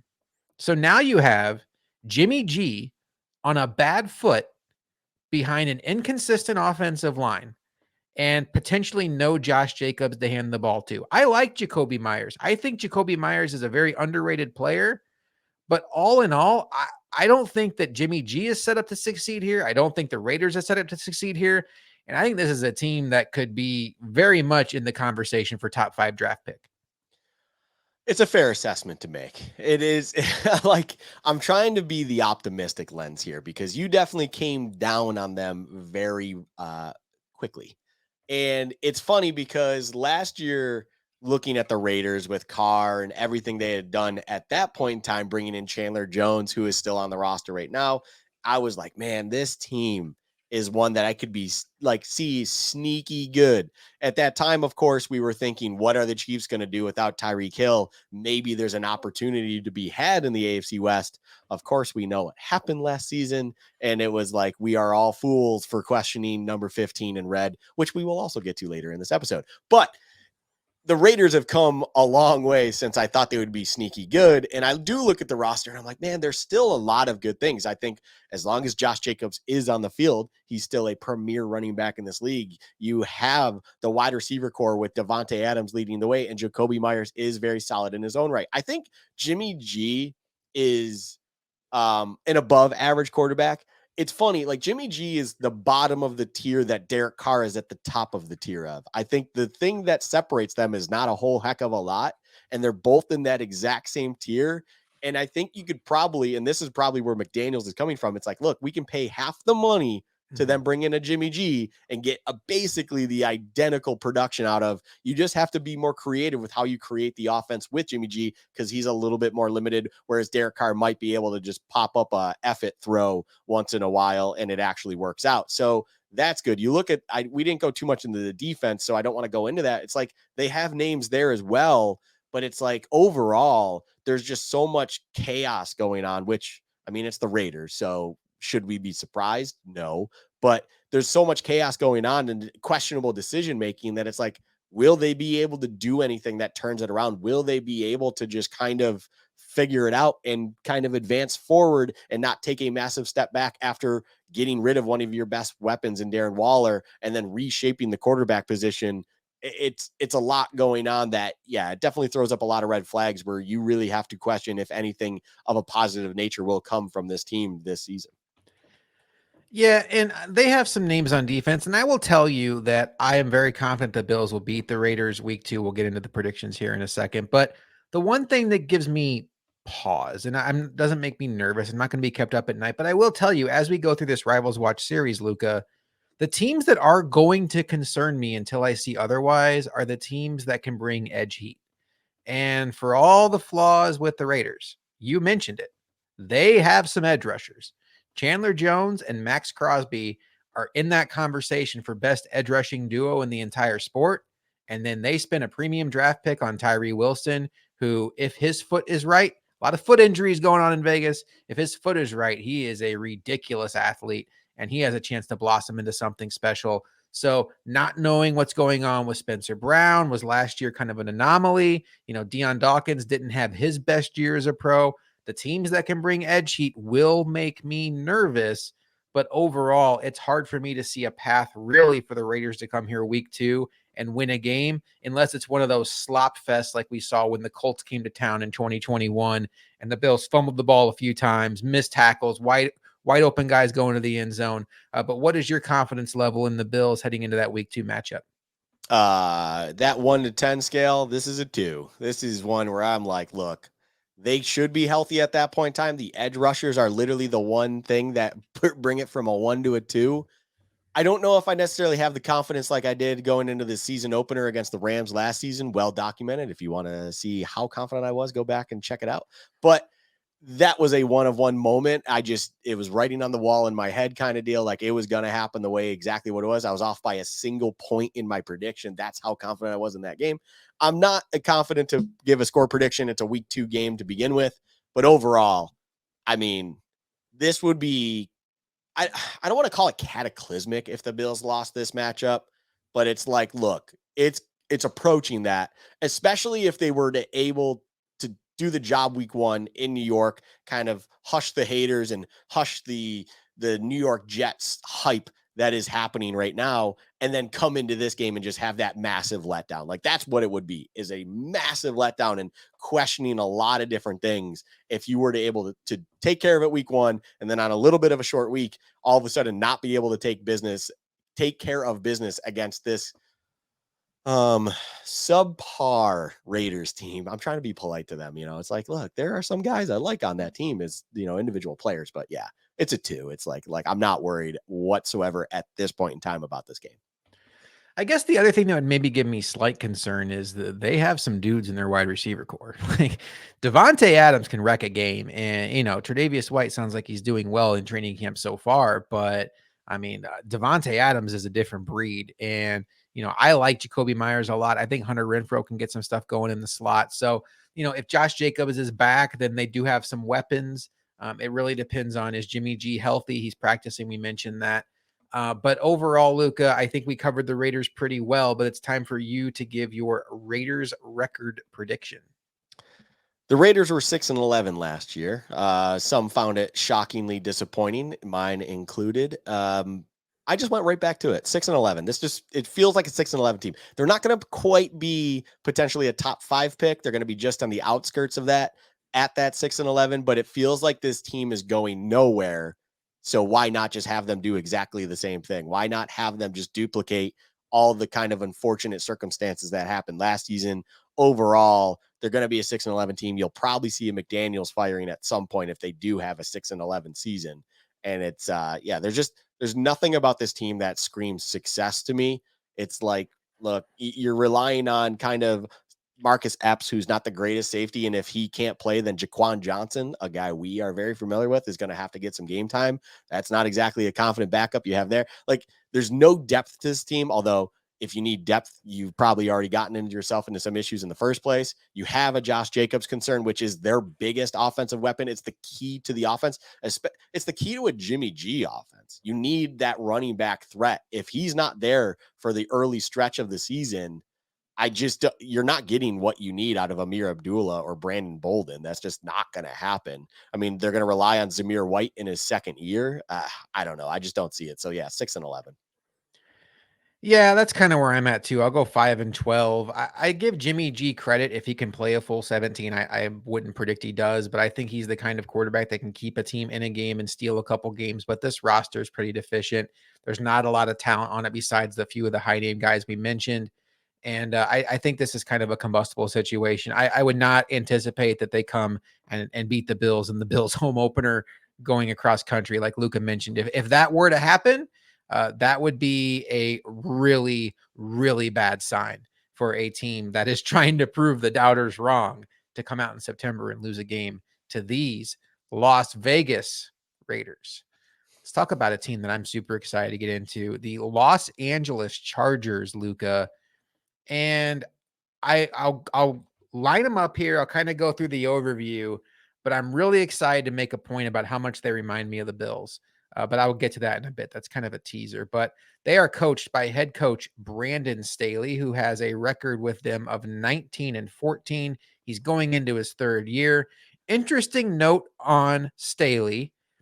When he was hired 2 years ago after the 2020 season, it sure sounded like Brian Daboll was the front runner.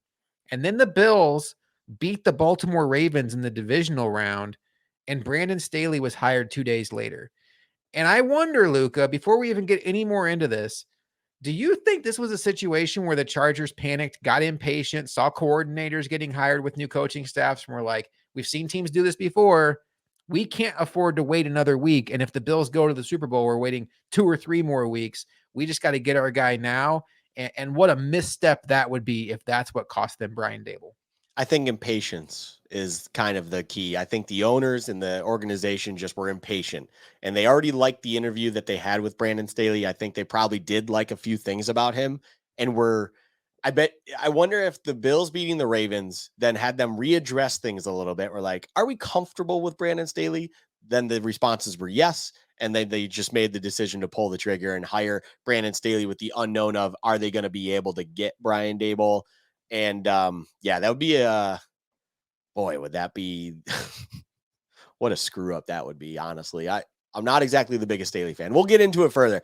Yeah. I am not a Brandon Staley guy. So yeah, that would be a big mishap to be impatient with your coaching hiring, because I just wouldn't understand it. It's like, if you like a guy better, or you at least want to hear someone else out more, be patient and make sure you do make the right hire, especially understanding what you have in front of you. Because I think at that point, it was just after Herbert's rookie season, or did they direct? I'm trying to think that timeline there.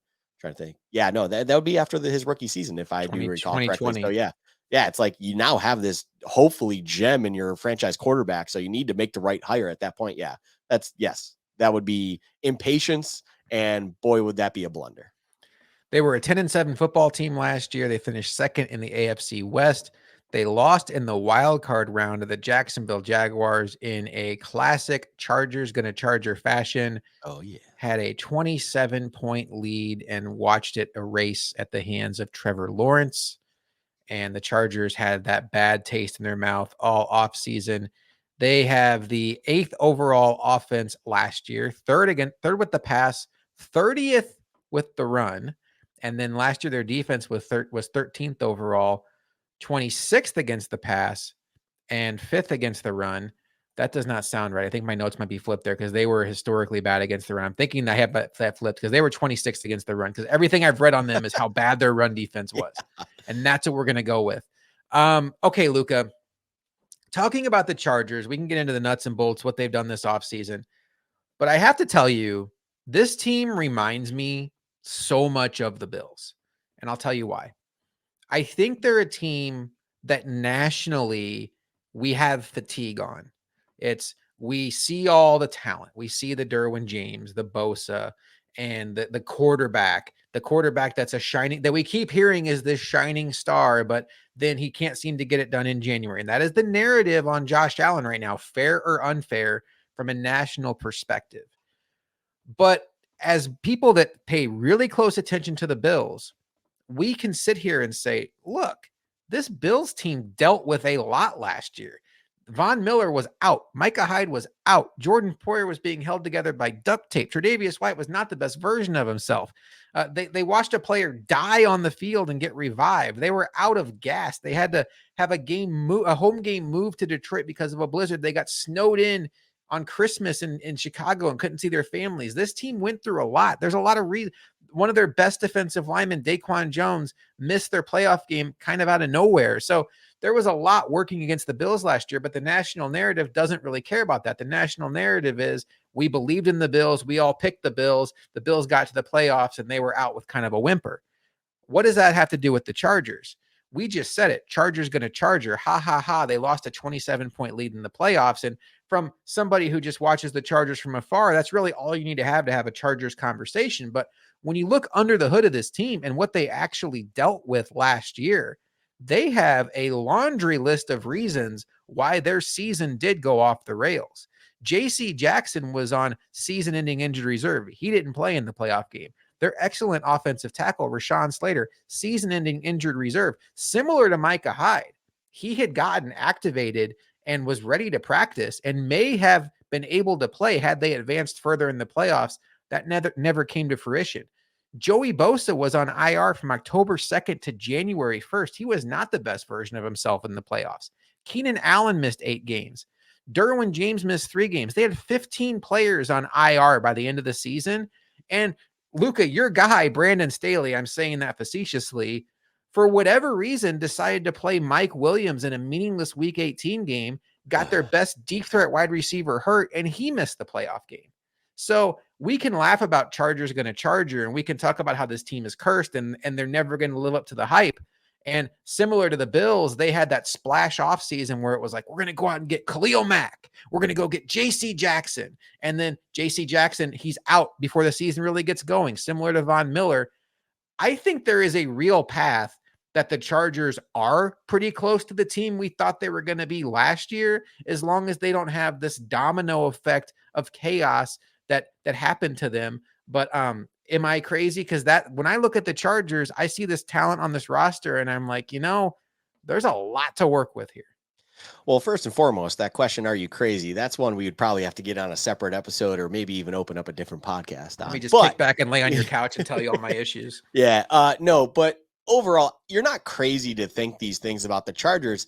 That being said, look, Chargers fans themselves will even just say, none of this is surprising. This is exactly what we go through season, time after time after time.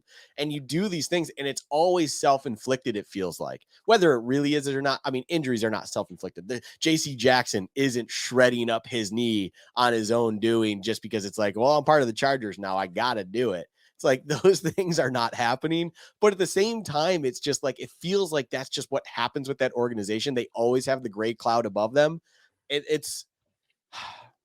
I want to be the negative person on this one. I want to be that individual. It's like, until proven otherwise, until I see a Chargers team, if LT comes back and is just a beast once again, until I see a team that proves me otherwise, I will never believe in this world that a Chargers team can actually find success. And I think the key to this team is nothing to do with the players on the field, because they have a team that should be able to handle and win any game possible, even in the division against the Chiefs. They have shown that they can go into Kansas City with a team very similar to this one, with Herbert under center, and win a football game at Arrowhead. They have done it already. The problem is Brandon Staley. This guy just doesn't understand how to be a head coach in this football league. He doesn't understand the 60 minutes mindset, the week to week clearly. He doesn't know how to run a team of men and manage a game all at the same time. He always seems to screw things up right at the worst time possible with whatever the task is at hand, whether it's man management, like the Mike Williams example, whether it's handling game time management, whether it's you have an opportunity like making the postseason and still finding a way to screw it up, even when the entire world sees in front of them what you should probably be doing because you want to go and do something else. It's like, look, it's okay to do the thing that makes the most sense. It's okay to do the simple, logical thing. It's okay to man manage when you already have the postseason locked up and make sure that your key star wide receiver, Mike Williams, doesn't get hurt, especially as you're dealing with injuries elsewhere. Like, no one's going to fault you for that. It might almost make too much sense, so don't overthink it. And sadly, this brainchild, Brandon Staley, overthinks everything and just doesn't figure it out. I don't mean to bury an individual that I have never met in my life, but boy, he does not do himself a good job to figure it out and make me think otherwise than this guy just overthinks everything and he has no idea. He's out of his depths at time on trying to figure things out in the National Football League. And he honestly probably shouldn't be a head coach because he has shown time and time again how to do things the wrong way. One thing he did this offseason, which I do applaud, was he fired his offensive coordinator, Joe Lombardi, and brought in Kellen Moore, the former Dallas Cowboys offensive coordinator. And the big change that we anticipate that will mean is much more of a downfield passing presence in this offense. That felt like something that, for whatever reason, was just not a part of their game plan. And when you look at this Adonis of a quarterback with Justin Herbert, and you have Mike Williams, who's one of the better downfield threats in the sport, and I know Keenan Allen gets typecast as this underneath slot guy, but Keenan Allen can run deep. He can go deep on you. I think he has ways to beat you deep that go outside of just speed. And then they drafted Quentin Johnston in the first round of the draft, I think, with the idea of him having a chance to be their downfield threat. Maybe that's his role this year. Offensively, Luka, there is no reason why this team shouldn't rank up there with the best in the sport. When you look at the quarterback, you look at the weapons. If Rashawn Slater's healthy, they have Zion Johnson coming into the second year of his career. This team is ready to roll. I have a lot of faith in Kellen Moore, and I expect big things from this offense. This is a top 5 offense on paper, unquestioned. This is an offense where you look at top to bottom, in the trenches, out wide, in the backfield, of course, with Eckler. Everyone there, this is top 5. It's so hard to think of a reason that this team can't be successful beyond injury. If they can stay healthy, which for the Chargers is a big question mark. I mean, Keenan Allen, although doesn't really have, I think Keenan Allen even has a knack for being like, oh, he's, high injury risk.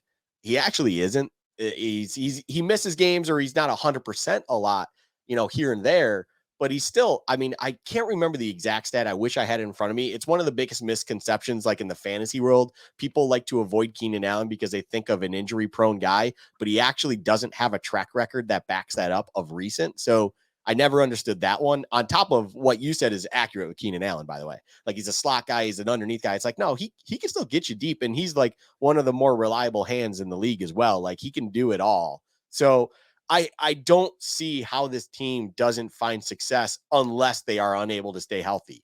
The biggest question, though, is healthy. And I feel like the Chargers just have kind of that bad luck when it comes to that. Of course, we have the JC Jackson injury. He's going to be coming back at some point. We'll see how that goes. But it's like, what happens next? Like, Bosa's, both of them for that matter, just seem to have a little bit of health issues. Maybe that's because they're too big of gym rats that they unfortunately pick up little knocks or whatever it is. But there's always something that's off with this team and stuff like that, which might cost them a win or two. But if they can remain healthy, one more time, I'll say it, this is definitely a top 5 offense that should be able to score with anyone, take anyone on, and be able to win any game possible. I was listening to a Joey Bosa interview from last week, and he was talking about their offseason edition of Eric Kendricks. And Eric Kendricks was a guy that, I will tell you, when the Bills lost Tremaine Edmonds, he was on my short list of guys that the Bills should go after because I thought he was a cheap solution for middle linebacker. And Joey Bosa said something that I found very interesting, Luka. He said, what's the difference with having Eric Kendricks as your middle linebacker versus what the team had last year? And the big emphasis for the Chargers is stopping the run. And he said, this is a veteran. He's a former all-pro player. Everybody in that huddle leaves the huddle knowing what their job is. And when you think about it, when you think about run defense, communication is key. Being on the same page is key. We talk about this like it's not just about who's the best football player between Tyrell Dodson, Balin Spector, and Terrell Bernard, but who can make sure that all the other 10 guys on the field know what they're supposed to do in a quick manner because the next play's coming. I think there is a chance that Eric Kendricks can kind of be the glue that holds all that together. And I know everybody sounds great this time of year. Everybody's talking up their teammates, but it was something about the way Joey Bosa said that made that click in my brain and think that could be one of those sneaky off-season additions that we didn't maybe think too much about when it happened. That might be exactly what they needed. Yeah, they might have just needed a different voice and just a different understanding of how to do off or defense. And as you said, like, everyone just needs to understand their job because, as you put it perfectly, in run defense especially, I mean, pass defense as well, just running defense in general, okay? You need to have good communication, good trust. We talked about that already when it comes to our own defense here in Buffalo. But it's like maybe that voice just wasn't there. Maybe someone wasn't able to kind of hold that down. And then just simple things like gap assignments or understanding what your gap is for certain run defensive looks just wasn't happening. And that's why they were getting gashed on the ground by any team, including the Houstons of the world, which I believe Houston had over 250 yards on the ground on them at one point. Either that was last season or the year before, but I will never forget that game. That was just the wildest sight of all time. It's like Joey Bosa and Khalil Mack are out there with everyone else, and all of a sudden you have Houston just running free on them. And it's like, this doesn't make sense. This doesn't compute. What is going on? How is this even possible? So yeah, maybe that's a sneaky pick. I'll wait to see it. As you said, this is the time of year where there's a lot of smoke being blown when it comes to just kind of pumping up your own teammates, making it feel good and stuff like that. It's like, that's one where it absolutely could be a key thing. And I think it's a great highlight by you, but I still want to see it to believe it at this point. Because when I saw what I saw on the field last season, as you put it, historically awful run defense, it's like, okay, let's see if it actually matters. Let's see if that is a thing, because there's also a reason that Kendricks is no longer in Minnesota. They felt like his time was up there, and he might not quite have all of what they needed up there anymore for their defense, and he found himself in LA on the Chargers now. It's wild to think that the Chargers have gone from Drew Brees to Phillip Rivers to now Justin Herbert. A span of Drew Brees was drafted in 2001. They have had top-notch quarterback play, and they don't have a Super Bowl appearance. They have one or two, I can't remember off the top of my head, one conference championship appearance where Phillip Rivers was playing that game through a torn ACL. They probably should have played Billy Volek, if I remember correctly, and they ran into the undefeated Patriots. It's just wild when people try to minimize the fact that, the Packers only have 2 Super Bowl wins when they had Hall of Fame quarterbacks stacked, and it's just not that easy. And the Chargers, in a lot of ways, are similar to the Bills now, where we're questioning, did we get our guy at the wrong time? Like, we waited 2 decades for Josh Allen, and are we going to New York Knicks this thing? Like when Michael Jordan was in the league, the Knicks were really good. They had Patrick Ewing, but they could never get over the Bulls. And we wonder, like, is Patrick Mahomes just the guy that's going to keep us from having this great quarterback win a Super Bowl? Imagine how the Chargers feel.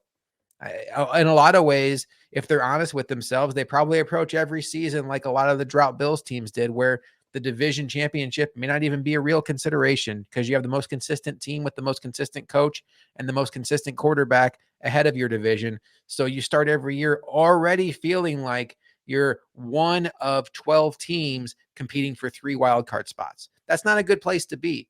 And so I do empathize with Chargers fans that are frustrated and feel like there's a gray cloud over their head. I do think this is a very talented team. And if you take divisions out of it and you stack the AFC 1-16, they would easily be in my top 5, maybe even my top 3. But as the top 3 was strong, I don't know why I said top 3, top 4.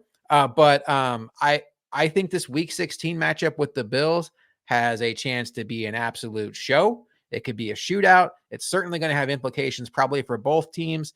And I'm interested to hear what your fear factor level is on the Chargers game week 16. This is a legitimate fear factor. I mean, all eyes. I mean, this is December 23rd. You're the lone game, Saturday night, holiday weekend. Everyone's going to be kind of watching football at this point, whether they're with their family or not. I will be even potentially at this point on the island visiting the wife's family and stuff, doing whatever it is there. But of course, I'm only going to be caring about this game. Everyone's going to be caring about this game, and we're in their house. Now, there's some questions on if that really matters. LA might not be the most passionate fan base when it comes to showing up to their home stadium and supporting their team in a rowdy and kind of noteworthy way that is a problem, like like we have here in Orchard Park or at Arrowhead in Seattle, things like that. LA's not there. So that's where it's like, at least it's that kind of atmosphere they have to go into. We've already seen this team go into that exact stadium, playing a team that plays in that stadium and just giving them the business. This is not the Rams of last year, though. This is a very, very, very good Chargers team. On the scale of 1 to 10, I put this at a very, very firm. I mean, I'll put it at 7, but boy, I want to put it at 8. Like, this is a true test game. This is going to be a game where to me, for the Bills, depending on where they find themselves, at this point in the season, this could be make or break win the conference, or at least conference seeding wise. This could be a massive game for them on figuring out where they're going to seed if postseason. Oh God, I can't believe I said if postseason, but You're such a hater. you know what I mean? Where they will stack up in the postseason standings to figure out where they're going to have to go through and what they will have in front of them come playoffs time. When you look at the Bills' schedule, it really ramps up at week 9 when they go to Cincinnati. Then they come back for this Broncos game. We already talked about week 10, but then it's Jets, at the Eagles, at the Chiefs, home to the Cowboys, at the Chargers, Patriots, at the Dolphins. Last year, Luka, and this is not going to turn to a Bills schedule show. Last year, we saw signs that this team was declining despite the fact that they kept winning games. A lot of that due in part to the fact that they were playing teams like the Bears, like the Patriots, like the Mike White Jets, and they were still able to pile up wins despite the fact that the eye test was telling us, I think they're getting worse. But there's no hiding from getting worse this year. If the Bills are declining in November and December, they will miss the playoffs. And that's a reality.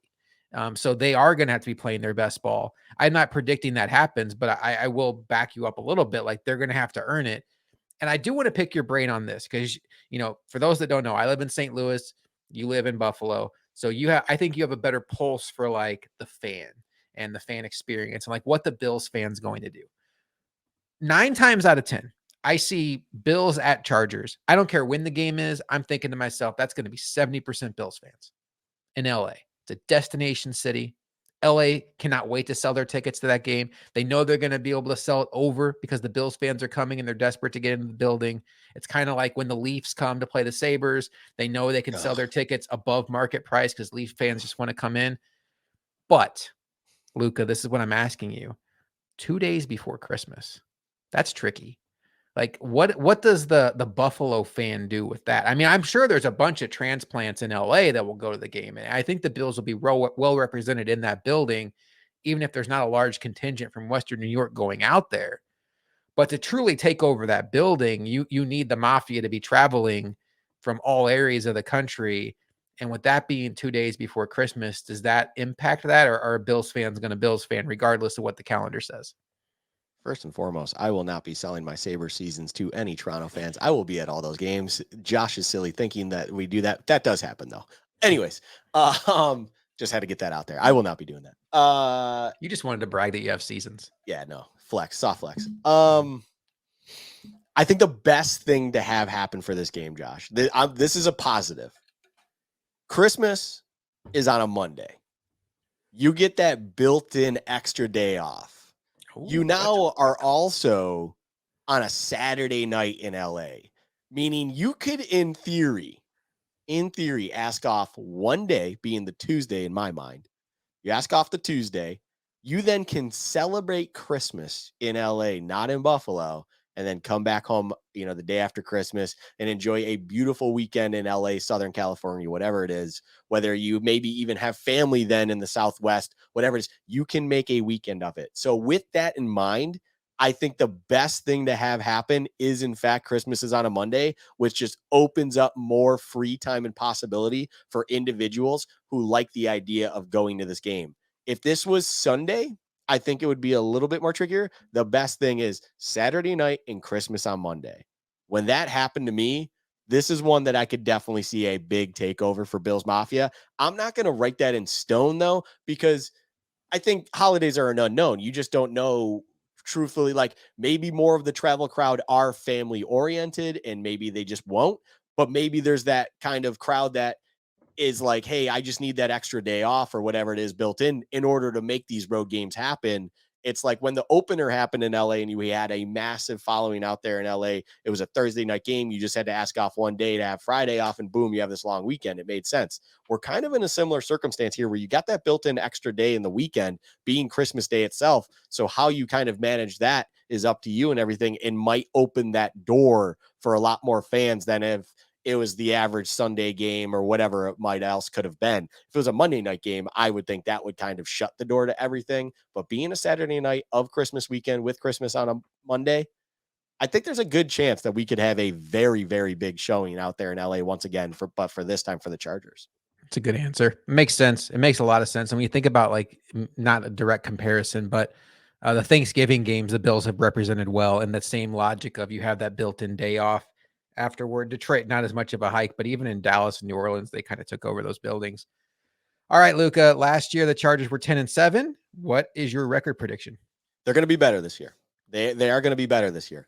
The unfortunate part for the Chargers, as you even brought up, they are in a division with good old 15 in red. So I chalk that up. They got to steal a game out of that to do even better.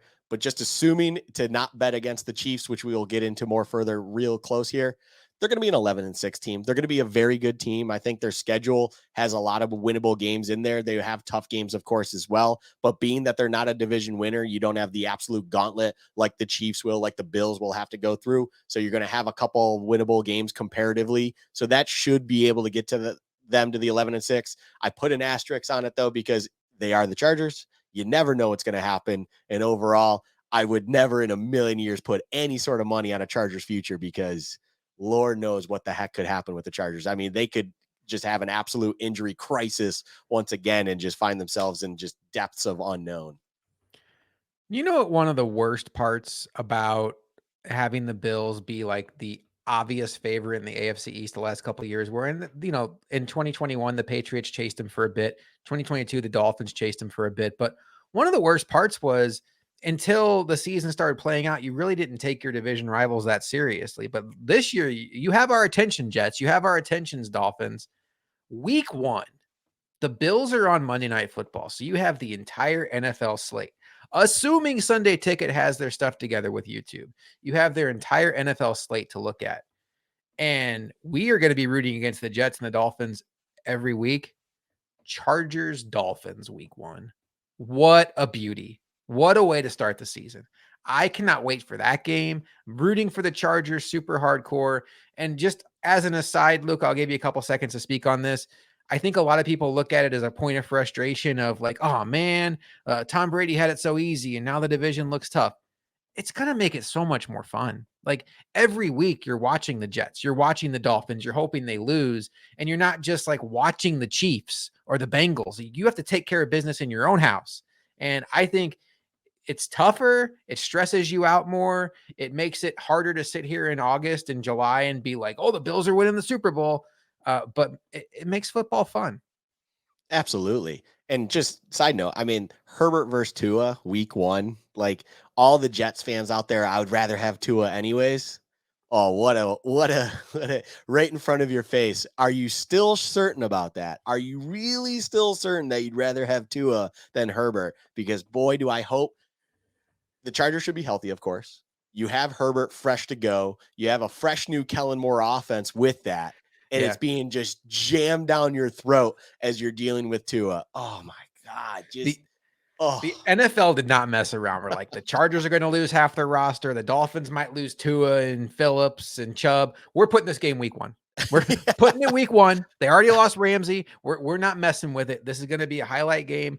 Just get it out of the way. We want to. That's you guys are going to make sure we have 100% or as close to it for this, and then highlight this game for everyone because it's going to be a show. And if on paper translates to what it should be an absolute dime of a game. Like that's one that if you have Red Zone on your main TV, the next TV should probably be this game. That is a big, big time game and will probably be a shootout of some variety. But boy, like I am crossing every finger possible. I am hoping to some higher being that Herbert shows all Dolphins fans that still live in this delusion of Tua over Herbert exactly why they are misguided in those ways, because Herbert is absolutely the answer to that question. And getting that week 1 for them and just a reality check is a chef's kiss. Chargers beat the Dolphins week 1. Bills beat the Jets week 1. And then it's that Denzel Washington meme from Remember the Titans. Who's your daddy? Who's your daddy? Remember who daddy is. I need it. All right, Luka, we put it off long enough. I guess we have to get into the Kansas City Chiefs. So I have given you a very simple assignment, Luka. You didn't even know I assigned this to you. We're going to talk about the Kansas City Chiefs, who are the defending Super Bowl champions. They were 14-3 last year. They have arguably the best head coach in all of football in Andy Reid. Your job, Luka, is to tell me why they're going to stink this year. I have no answer to that one. There is absolutely no answer to that. We will get into it later when I do my prediction, but I will not fall into that trap. I will not give any sort of false hope. No, there is no answer to that question. You know, I think what happens, and listen, I will tell you all, I live in St. Louis. I live 4.5 hours from Kansas City. There is not a person in Bill's Mafia that wants to be a bigger hater of the Chiefs than me. I might be tied for first with a bunch of you out there, but I promise where I live, where I work, dealing with Chiefs fans, the want I have to hate on the Chiefs and to pour cold water on everything they've accomplished. That was an awkward motion. That I want it, but it's tough. And I realize that it's super easy to sit here and kind of do what we used to do with the Patriots. Well, like, of course they win. They have the best head coach in the sport. They have the best quarterback in the sport. How hard is it to win? I think you're selling the rest of the team short. When you look at what the Chiefs accomplished last year in an offseason where they traded away arguably the best wide receiver in the sport, if he's not number one, he's in that top 3 conversation, in Tyreek Hill. And they went on and won the Super Bowl and had the number 1 ranked offense in the entire sport. And it's just hard to even put into words how successful they were with their draft class last year. They got contributions they had 4 rookies starting in the Super Bowl, Luka. Trent McDuffie, George Karlaftis, Jalen Watson, and Isaiah Pacheco. 4 rookies starting for a Super Bowl champion. We're not talking about the Carolina Panthers. We're talking about the Kansas City Chiefs started 4 rookies in the championship game. They had 8 starts out of another defensive player, Leo Chanel, and they had 4 other starts from Joshua Williams. Chanel was a role player, and he got a sack in the Super Bowl, and then Joshua Williams had an interception in the AFC title game. So 6 rookies, 4 started, 2 made impact plays on their playoff run. So it's fun to be like, oh, well, of course, Mahomes is a cheat code, or, oh, they get all the calls, or, oh, they shouldn't have had home field advantage. The Bills should have been, whatever you want to say. But Luka, that's what we're hoping that if the Bills get half of that out of their draft class this year, we will build a statue of Brandon Beane and say big baller Beane. That's unheard of. It's unprecedented. It's unheard of. And it's just a testament to a couple things, but just overall, Andy Reid and the coaching staff. It's just, they are the standard. They are the baseline of what success is and how to just maximize everything you can from 1 to 52 on that roster. You need to be able to understand every person on your team and what they are good at and how to then use that on a field to find success week in, week out, through the postseason and through a championship. And they do it better than no one else. Like, they just understand how to find success around all corners, under every stone. They will figure it out. And it's impressive. Like, you can't hate on it. Like, you can hate on it, but you just look like a fool. And the Chiefs have gotten to this point now, and I was going to leave this for my prediction and stuff, and I'm not going to say what I'm predicting, but they are now the new never bet against because you will lose money team. That was Brady and the Patriots, and even Brady with the Bucks early on. Like, you just never bet against Brady. If you like losing money, put your money against Brady and you'll probably lose. Good on you, or honestly not good on you, because that's a foolish thing to do. You do not bet against this team. You do not bet against Andy Reid. You do not bet against Patrick Mahomes. They will figure out, regardless if it's a bunch of rookies on defense, regardless if it's Juju Smith-Schuster as their number 1 wide receiver, it does not matter. They just understand how to put whatever it is in their building in the most successful position possible, doing what they can at best. You're looking at a team right now where it's Sky Moore and MVS on your outside receivers and Kadarius Toney as your slot.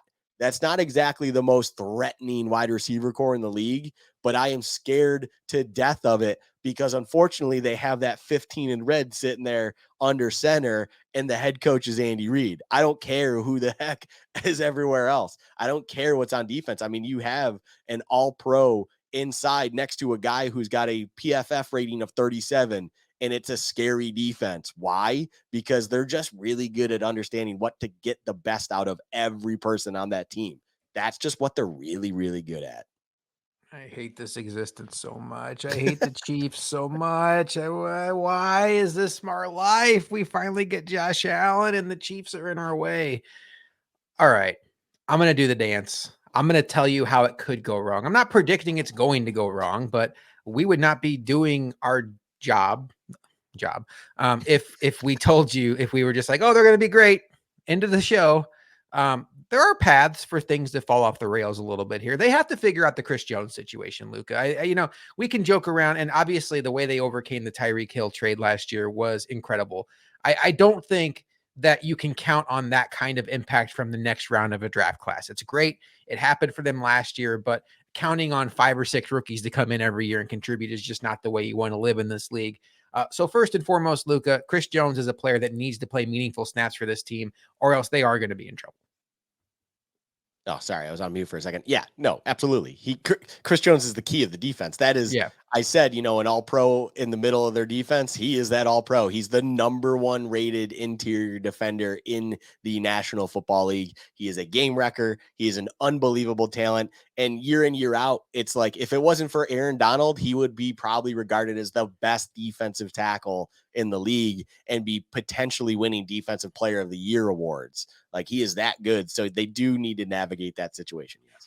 And then other ways it could go wrong. I mean, you mentioned their interior offensive line. My God, they probably have the best interior offensive line in the sport. Creed Humphrey, Trey Smith, Joe Tooney.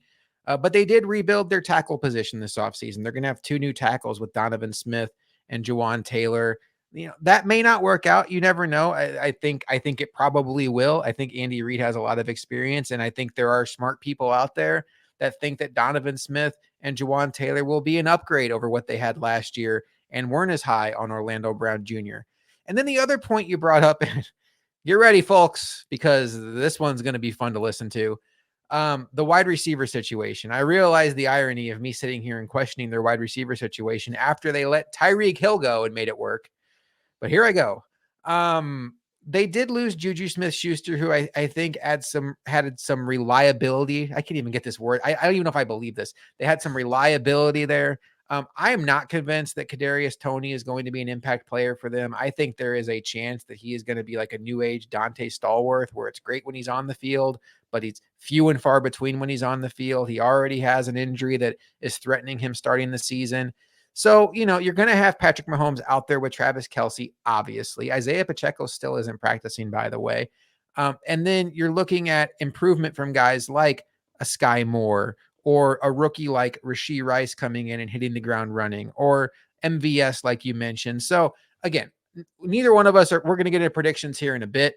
Neither one of us are predicting doom, but there are at least reasons to think that it may not be as easy for the Chiefs as it could be. And these are just things that could go wrong, not that we're predicting they will go wrong.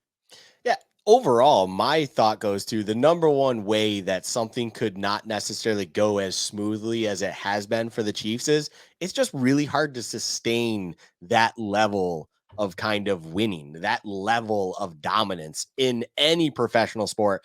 Of course, with football being that, it's what made the Patriots, as sad as it is to say, it's what makes the Patriots dynasty so impressive.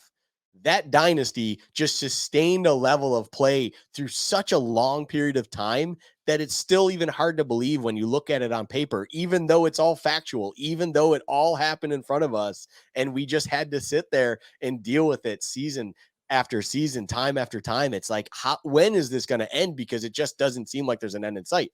That is not normal. So can they sustain that for yet another year? What I do highlight with, or kind of look at and rebuttal your points is, yes, those are all great points.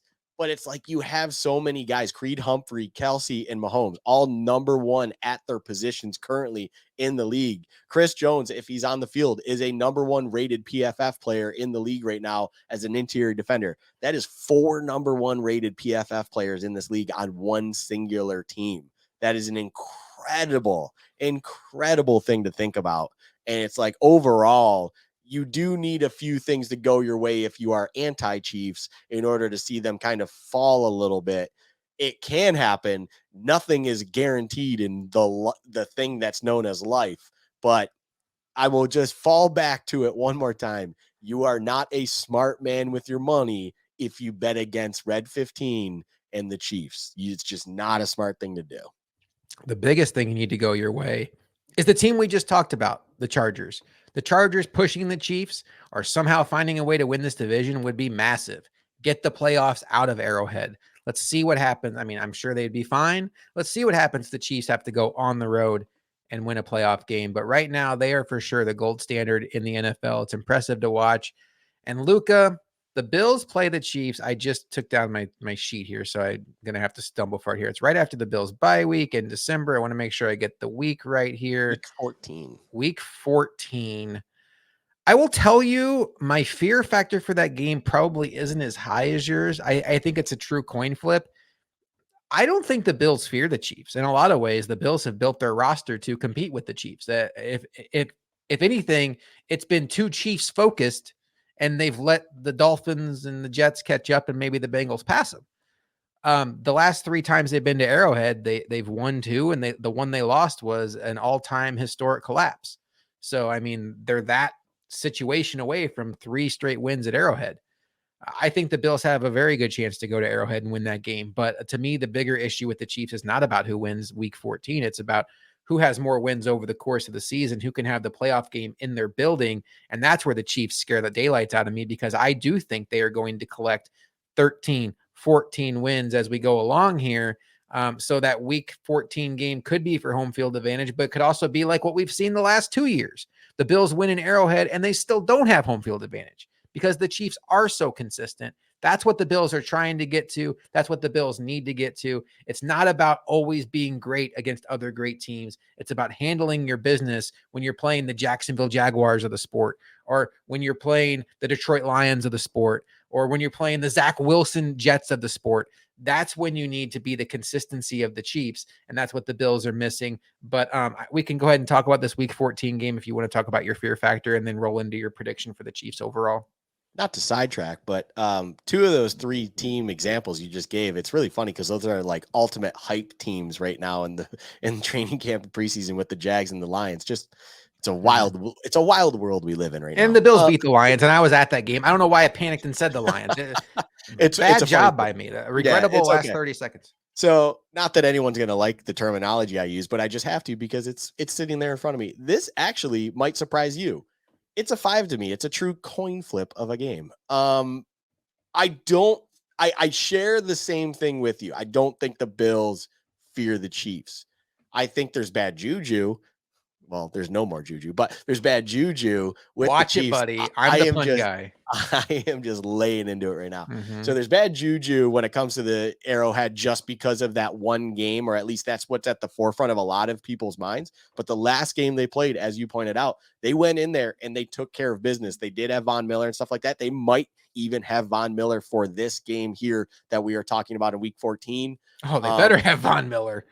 I'm just saying might, because until it happens, you don't know yet. You're right. You're right. Until it's there, you don't have it yet. You better have it by that point. It's December. You better be warmed up and ready to go. I think it's a true coin flip of a game. And overall, I actually feel like the Bills should feel good as long as things are going their way about winning that game, being that they have that bye going into it. They have that extra week of preparation. And as you said, they have built this team really to be Chiefs centric. It's almost done to a fault of all those other teams they actually need to make sure they get around as well. And that's where consistency might not be there like the Chiefs have with them. So yeah, it's a 5 to me. I'm I'm as worried about it because it's an important game. I'm worried about it because it's a game that legitimate has so much into it that should dictate on what seeding is. The Bills won that game last year in week 6. I hesitate there. I don't know why. It was early on, but yeah. So they win that game, and everyone, of course, called that the game that could decide the standings of the AFC. And if it wasn't for them winning that game, the Chiefs, there would have been no conversation on if the Chiefs should have home field advantage and stuff. That's what made that game matter that much. This is going to be yet another one of those games. Clearly, as we just talked about the Chargers in week 16, week 14 is really when that kind of the standings are going to be shaping up as how they are. And this is like the standard. This is going to be what the Bengals are watching, what the Chargers are watching. Of course, the Bills and Chiefs are going to be very focused on. And it's like, this is when you really start to feel out and figure out what the AFC playoffs are going to be looking like. And all eyes are going to be on Arrowhead for this game. And therefore, it is just true coin flip, because everything I'm talking about when it comes to concerns with the Bills, the Chiefs are going to be concerned as well. I think, there's something about it as well where it's just, this is easily a game where both teams circle. So it's not like I need to question if they'll be motivated, if either team is not going to understand the severity and the impact of this game. It's a true 5. There's no reason to kind of tip the scale either way. And your record prediction for the Chiefs? Don't bet against the Chiefs. Don't ever bet against the Chiefs. If their win total is currently 12.5, which I think it is on the sports book, I will take the over. We're taking 13-4 here. Just, why would I be foolish to think otherwise? I didn't think Juju Smith-Schuster could be a number 1 wide receiver for any team. And Patrick Mahomes and Andy Reid are just so darn good that they turned him into a legitimate number 1 while also still making him exactly what he was. 13-4. Like there's no reason to discuss any further. As long as Patrick Mahomes is healthy, as long as he still wears 15 on that red uniform, they are going to win a lot of games. 13-4. Have you heard that one of the best predictors of like which way a team could go, like a team that maybe has a chance to regress to the mean, is the 1-score game? Like if a team won a bunch of 1-score games the year before, maybe they're not as good as we think. Chiefs went 10-3 in 1-score games. Luka flipped those 10 games, and that team was 4-12. That's my, or 4-13. That's my prediction for the Chiefs. I can't Not seriously get it out, but they did. It's interesting though when you look at it. Like they had that overtime game in Houston, and then all 3 of their playoff games were 1-score games. Obviously, there were some circumstances in that Jacksonville game. I feel like they probably would have blown the Jaguars out of the building if Mahomes hadn't injured himself. Yeah. But they were a team that lived on the razor's edge last year, and to their credit, they were able to do so and win the trophy. But it is what it is. My prediction for them is kind of like what you said. They're so consistent, and the other thing that they've done, similar to what the Patriots did with Brady, is now they've won it twice, so they are loose. They don't feel the stress. So when you're playing the Chiefs in October and you're average team X, and you have a 4-point lead with 4 minutes to go, and all of a sudden you're getting tight butt cheeks on the sideline because you're like, we're going to beat the Chiefs. Oh my God, we're going to beat the Chiefs. Let's not screw this up. And the Chiefs are just like, whatever. We're, if we lose, we lose. But also we're going to probably drop some play where our entire huddle just spins around. And then we run to the line of scrimmage, and Travis Kelce's going to throw a touchdown pass to Patrick Mahomes, and we're going to confuse everybody. And we don't even care because we're the Chiefs. Like, they are so loose. And it shows. And that is such a big part of sports success. That's why you see teams, when they get a couple of championships, it's easier for them to collect them. You see it in basketball with the Warriors now, how loose they play. It's a handful. It really is. I'd love to sit here and tell you that the Chiefs they're going to decline soon. Travis Kelce will eventually get to the point where he's not an elite tight end. He's not at a great age at this point. Like, I think there is a chance that one of these years he falls off. I'm not ready to predict it, but I think there's a chance. Maybe he's spending too much time trying to slide into Taylor Swift's DMs. But yeah, 13-4 for me for the Chiefs. Any final thoughts on the Chiefs, the AFC West, anything, Luka, before we close up shop and get out of here? Yeah, I mean, it's funny. You bring up the 1-score games. Just never forget, they lost 3 games last season, of course. 1 to the Bills in a 1-score game. 1 to the Bengals, 1-score game. And that third lovely loss they had on that schedule last year was in Indianapolis. And somehow they lost to a team that was a bottom 5 team in this league. Any dog on any day can win a fight. So, hey, anything's possible.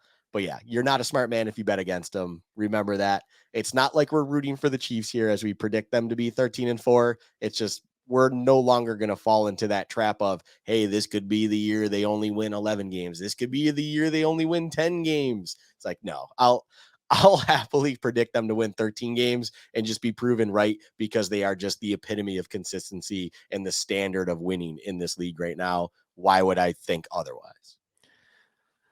Folks, for the Bills to win a Super Bowl, they're going to have to go through the Chiefs in the playoffs. It's just going to happen. And embrace it. It doesn't make me nervous. Look how steady my hand is. I fully believe that the Bills are going to get. I'm so tired of the Chiefs. I'm so tired of the Chiefs. The Bills can beat the Chiefs. I think they could beat the Chiefs in the playoffs. They obviously have to have the consistency to even get to that matchup. But yeah, the Chiefs are the gold standard. It's impressive stuff. Luke, I'd like to think that our podcast is the gold standard for Bills content, but we do our best. We'll be back on Bills Chat Live on Friday, and we'll be talking about all things Bills training camp. And then Bills Chats podcast will be back the following Monday, again, wrapping up training camp, talking about the blue and red scrimmage. And then we will start diving into the NFC East. So the Giants, the Eagles, the Commanders for now, and the Cowboys will be the topics of that show. And then, Luka, what can we expect on the Sabres chat front this week? So on Sabres chat this week, I will not have hopefully any more technical issues, and I will actually be diving into the Sabres division, also known as the Atlantic division, kind of doing a similar feel to what we're doing here on Bills chat, where we're at that point of the offseason when hockey, where there's not a whole heck of a lot going on. You get a signature here and there. Camp is reporting mid-September. We're, of course, about to go into August. So why not look at kind of where other teams around the league are and start in the division when it comes to that? Because look, we're in an opposite situation here with the Sabres. We're trying to break through and break the longest drought in North American playoffs. Like all sports across the board, we are the longest drought. First thing that you can try to do is at least get in one of those top 3 spots in your division. So why not see where those teams stand currently? Because there has been a lot of change and movement in the division itself. So honestly, it might be the most entertaining offseason division that there is. So that's where I'm going to start. And that will be out on Thursday at noon on YouTube and the Built-in Buffalo Podcast Network.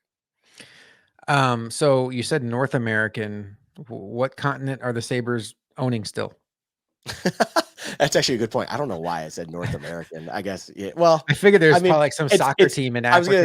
I was gonna say there's probably like, it's just the in me where it's like I can't go with European. I don't know when the last league title was or whatever over in Europe. Okay. So it's like I'm not gonna go that far. So just North American sports. It's just something that's trained in my brain.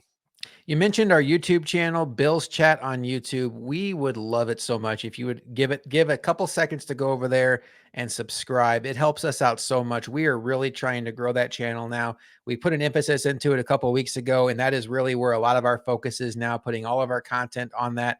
And if you could subscribe, that helps us out so much as we try to make Bills Chat YouTube your one-stop shop for all Buffalo sports content, because we have some Sabre stuff up there too. We have some fun stuff coming with maybe even Madden coming up this season.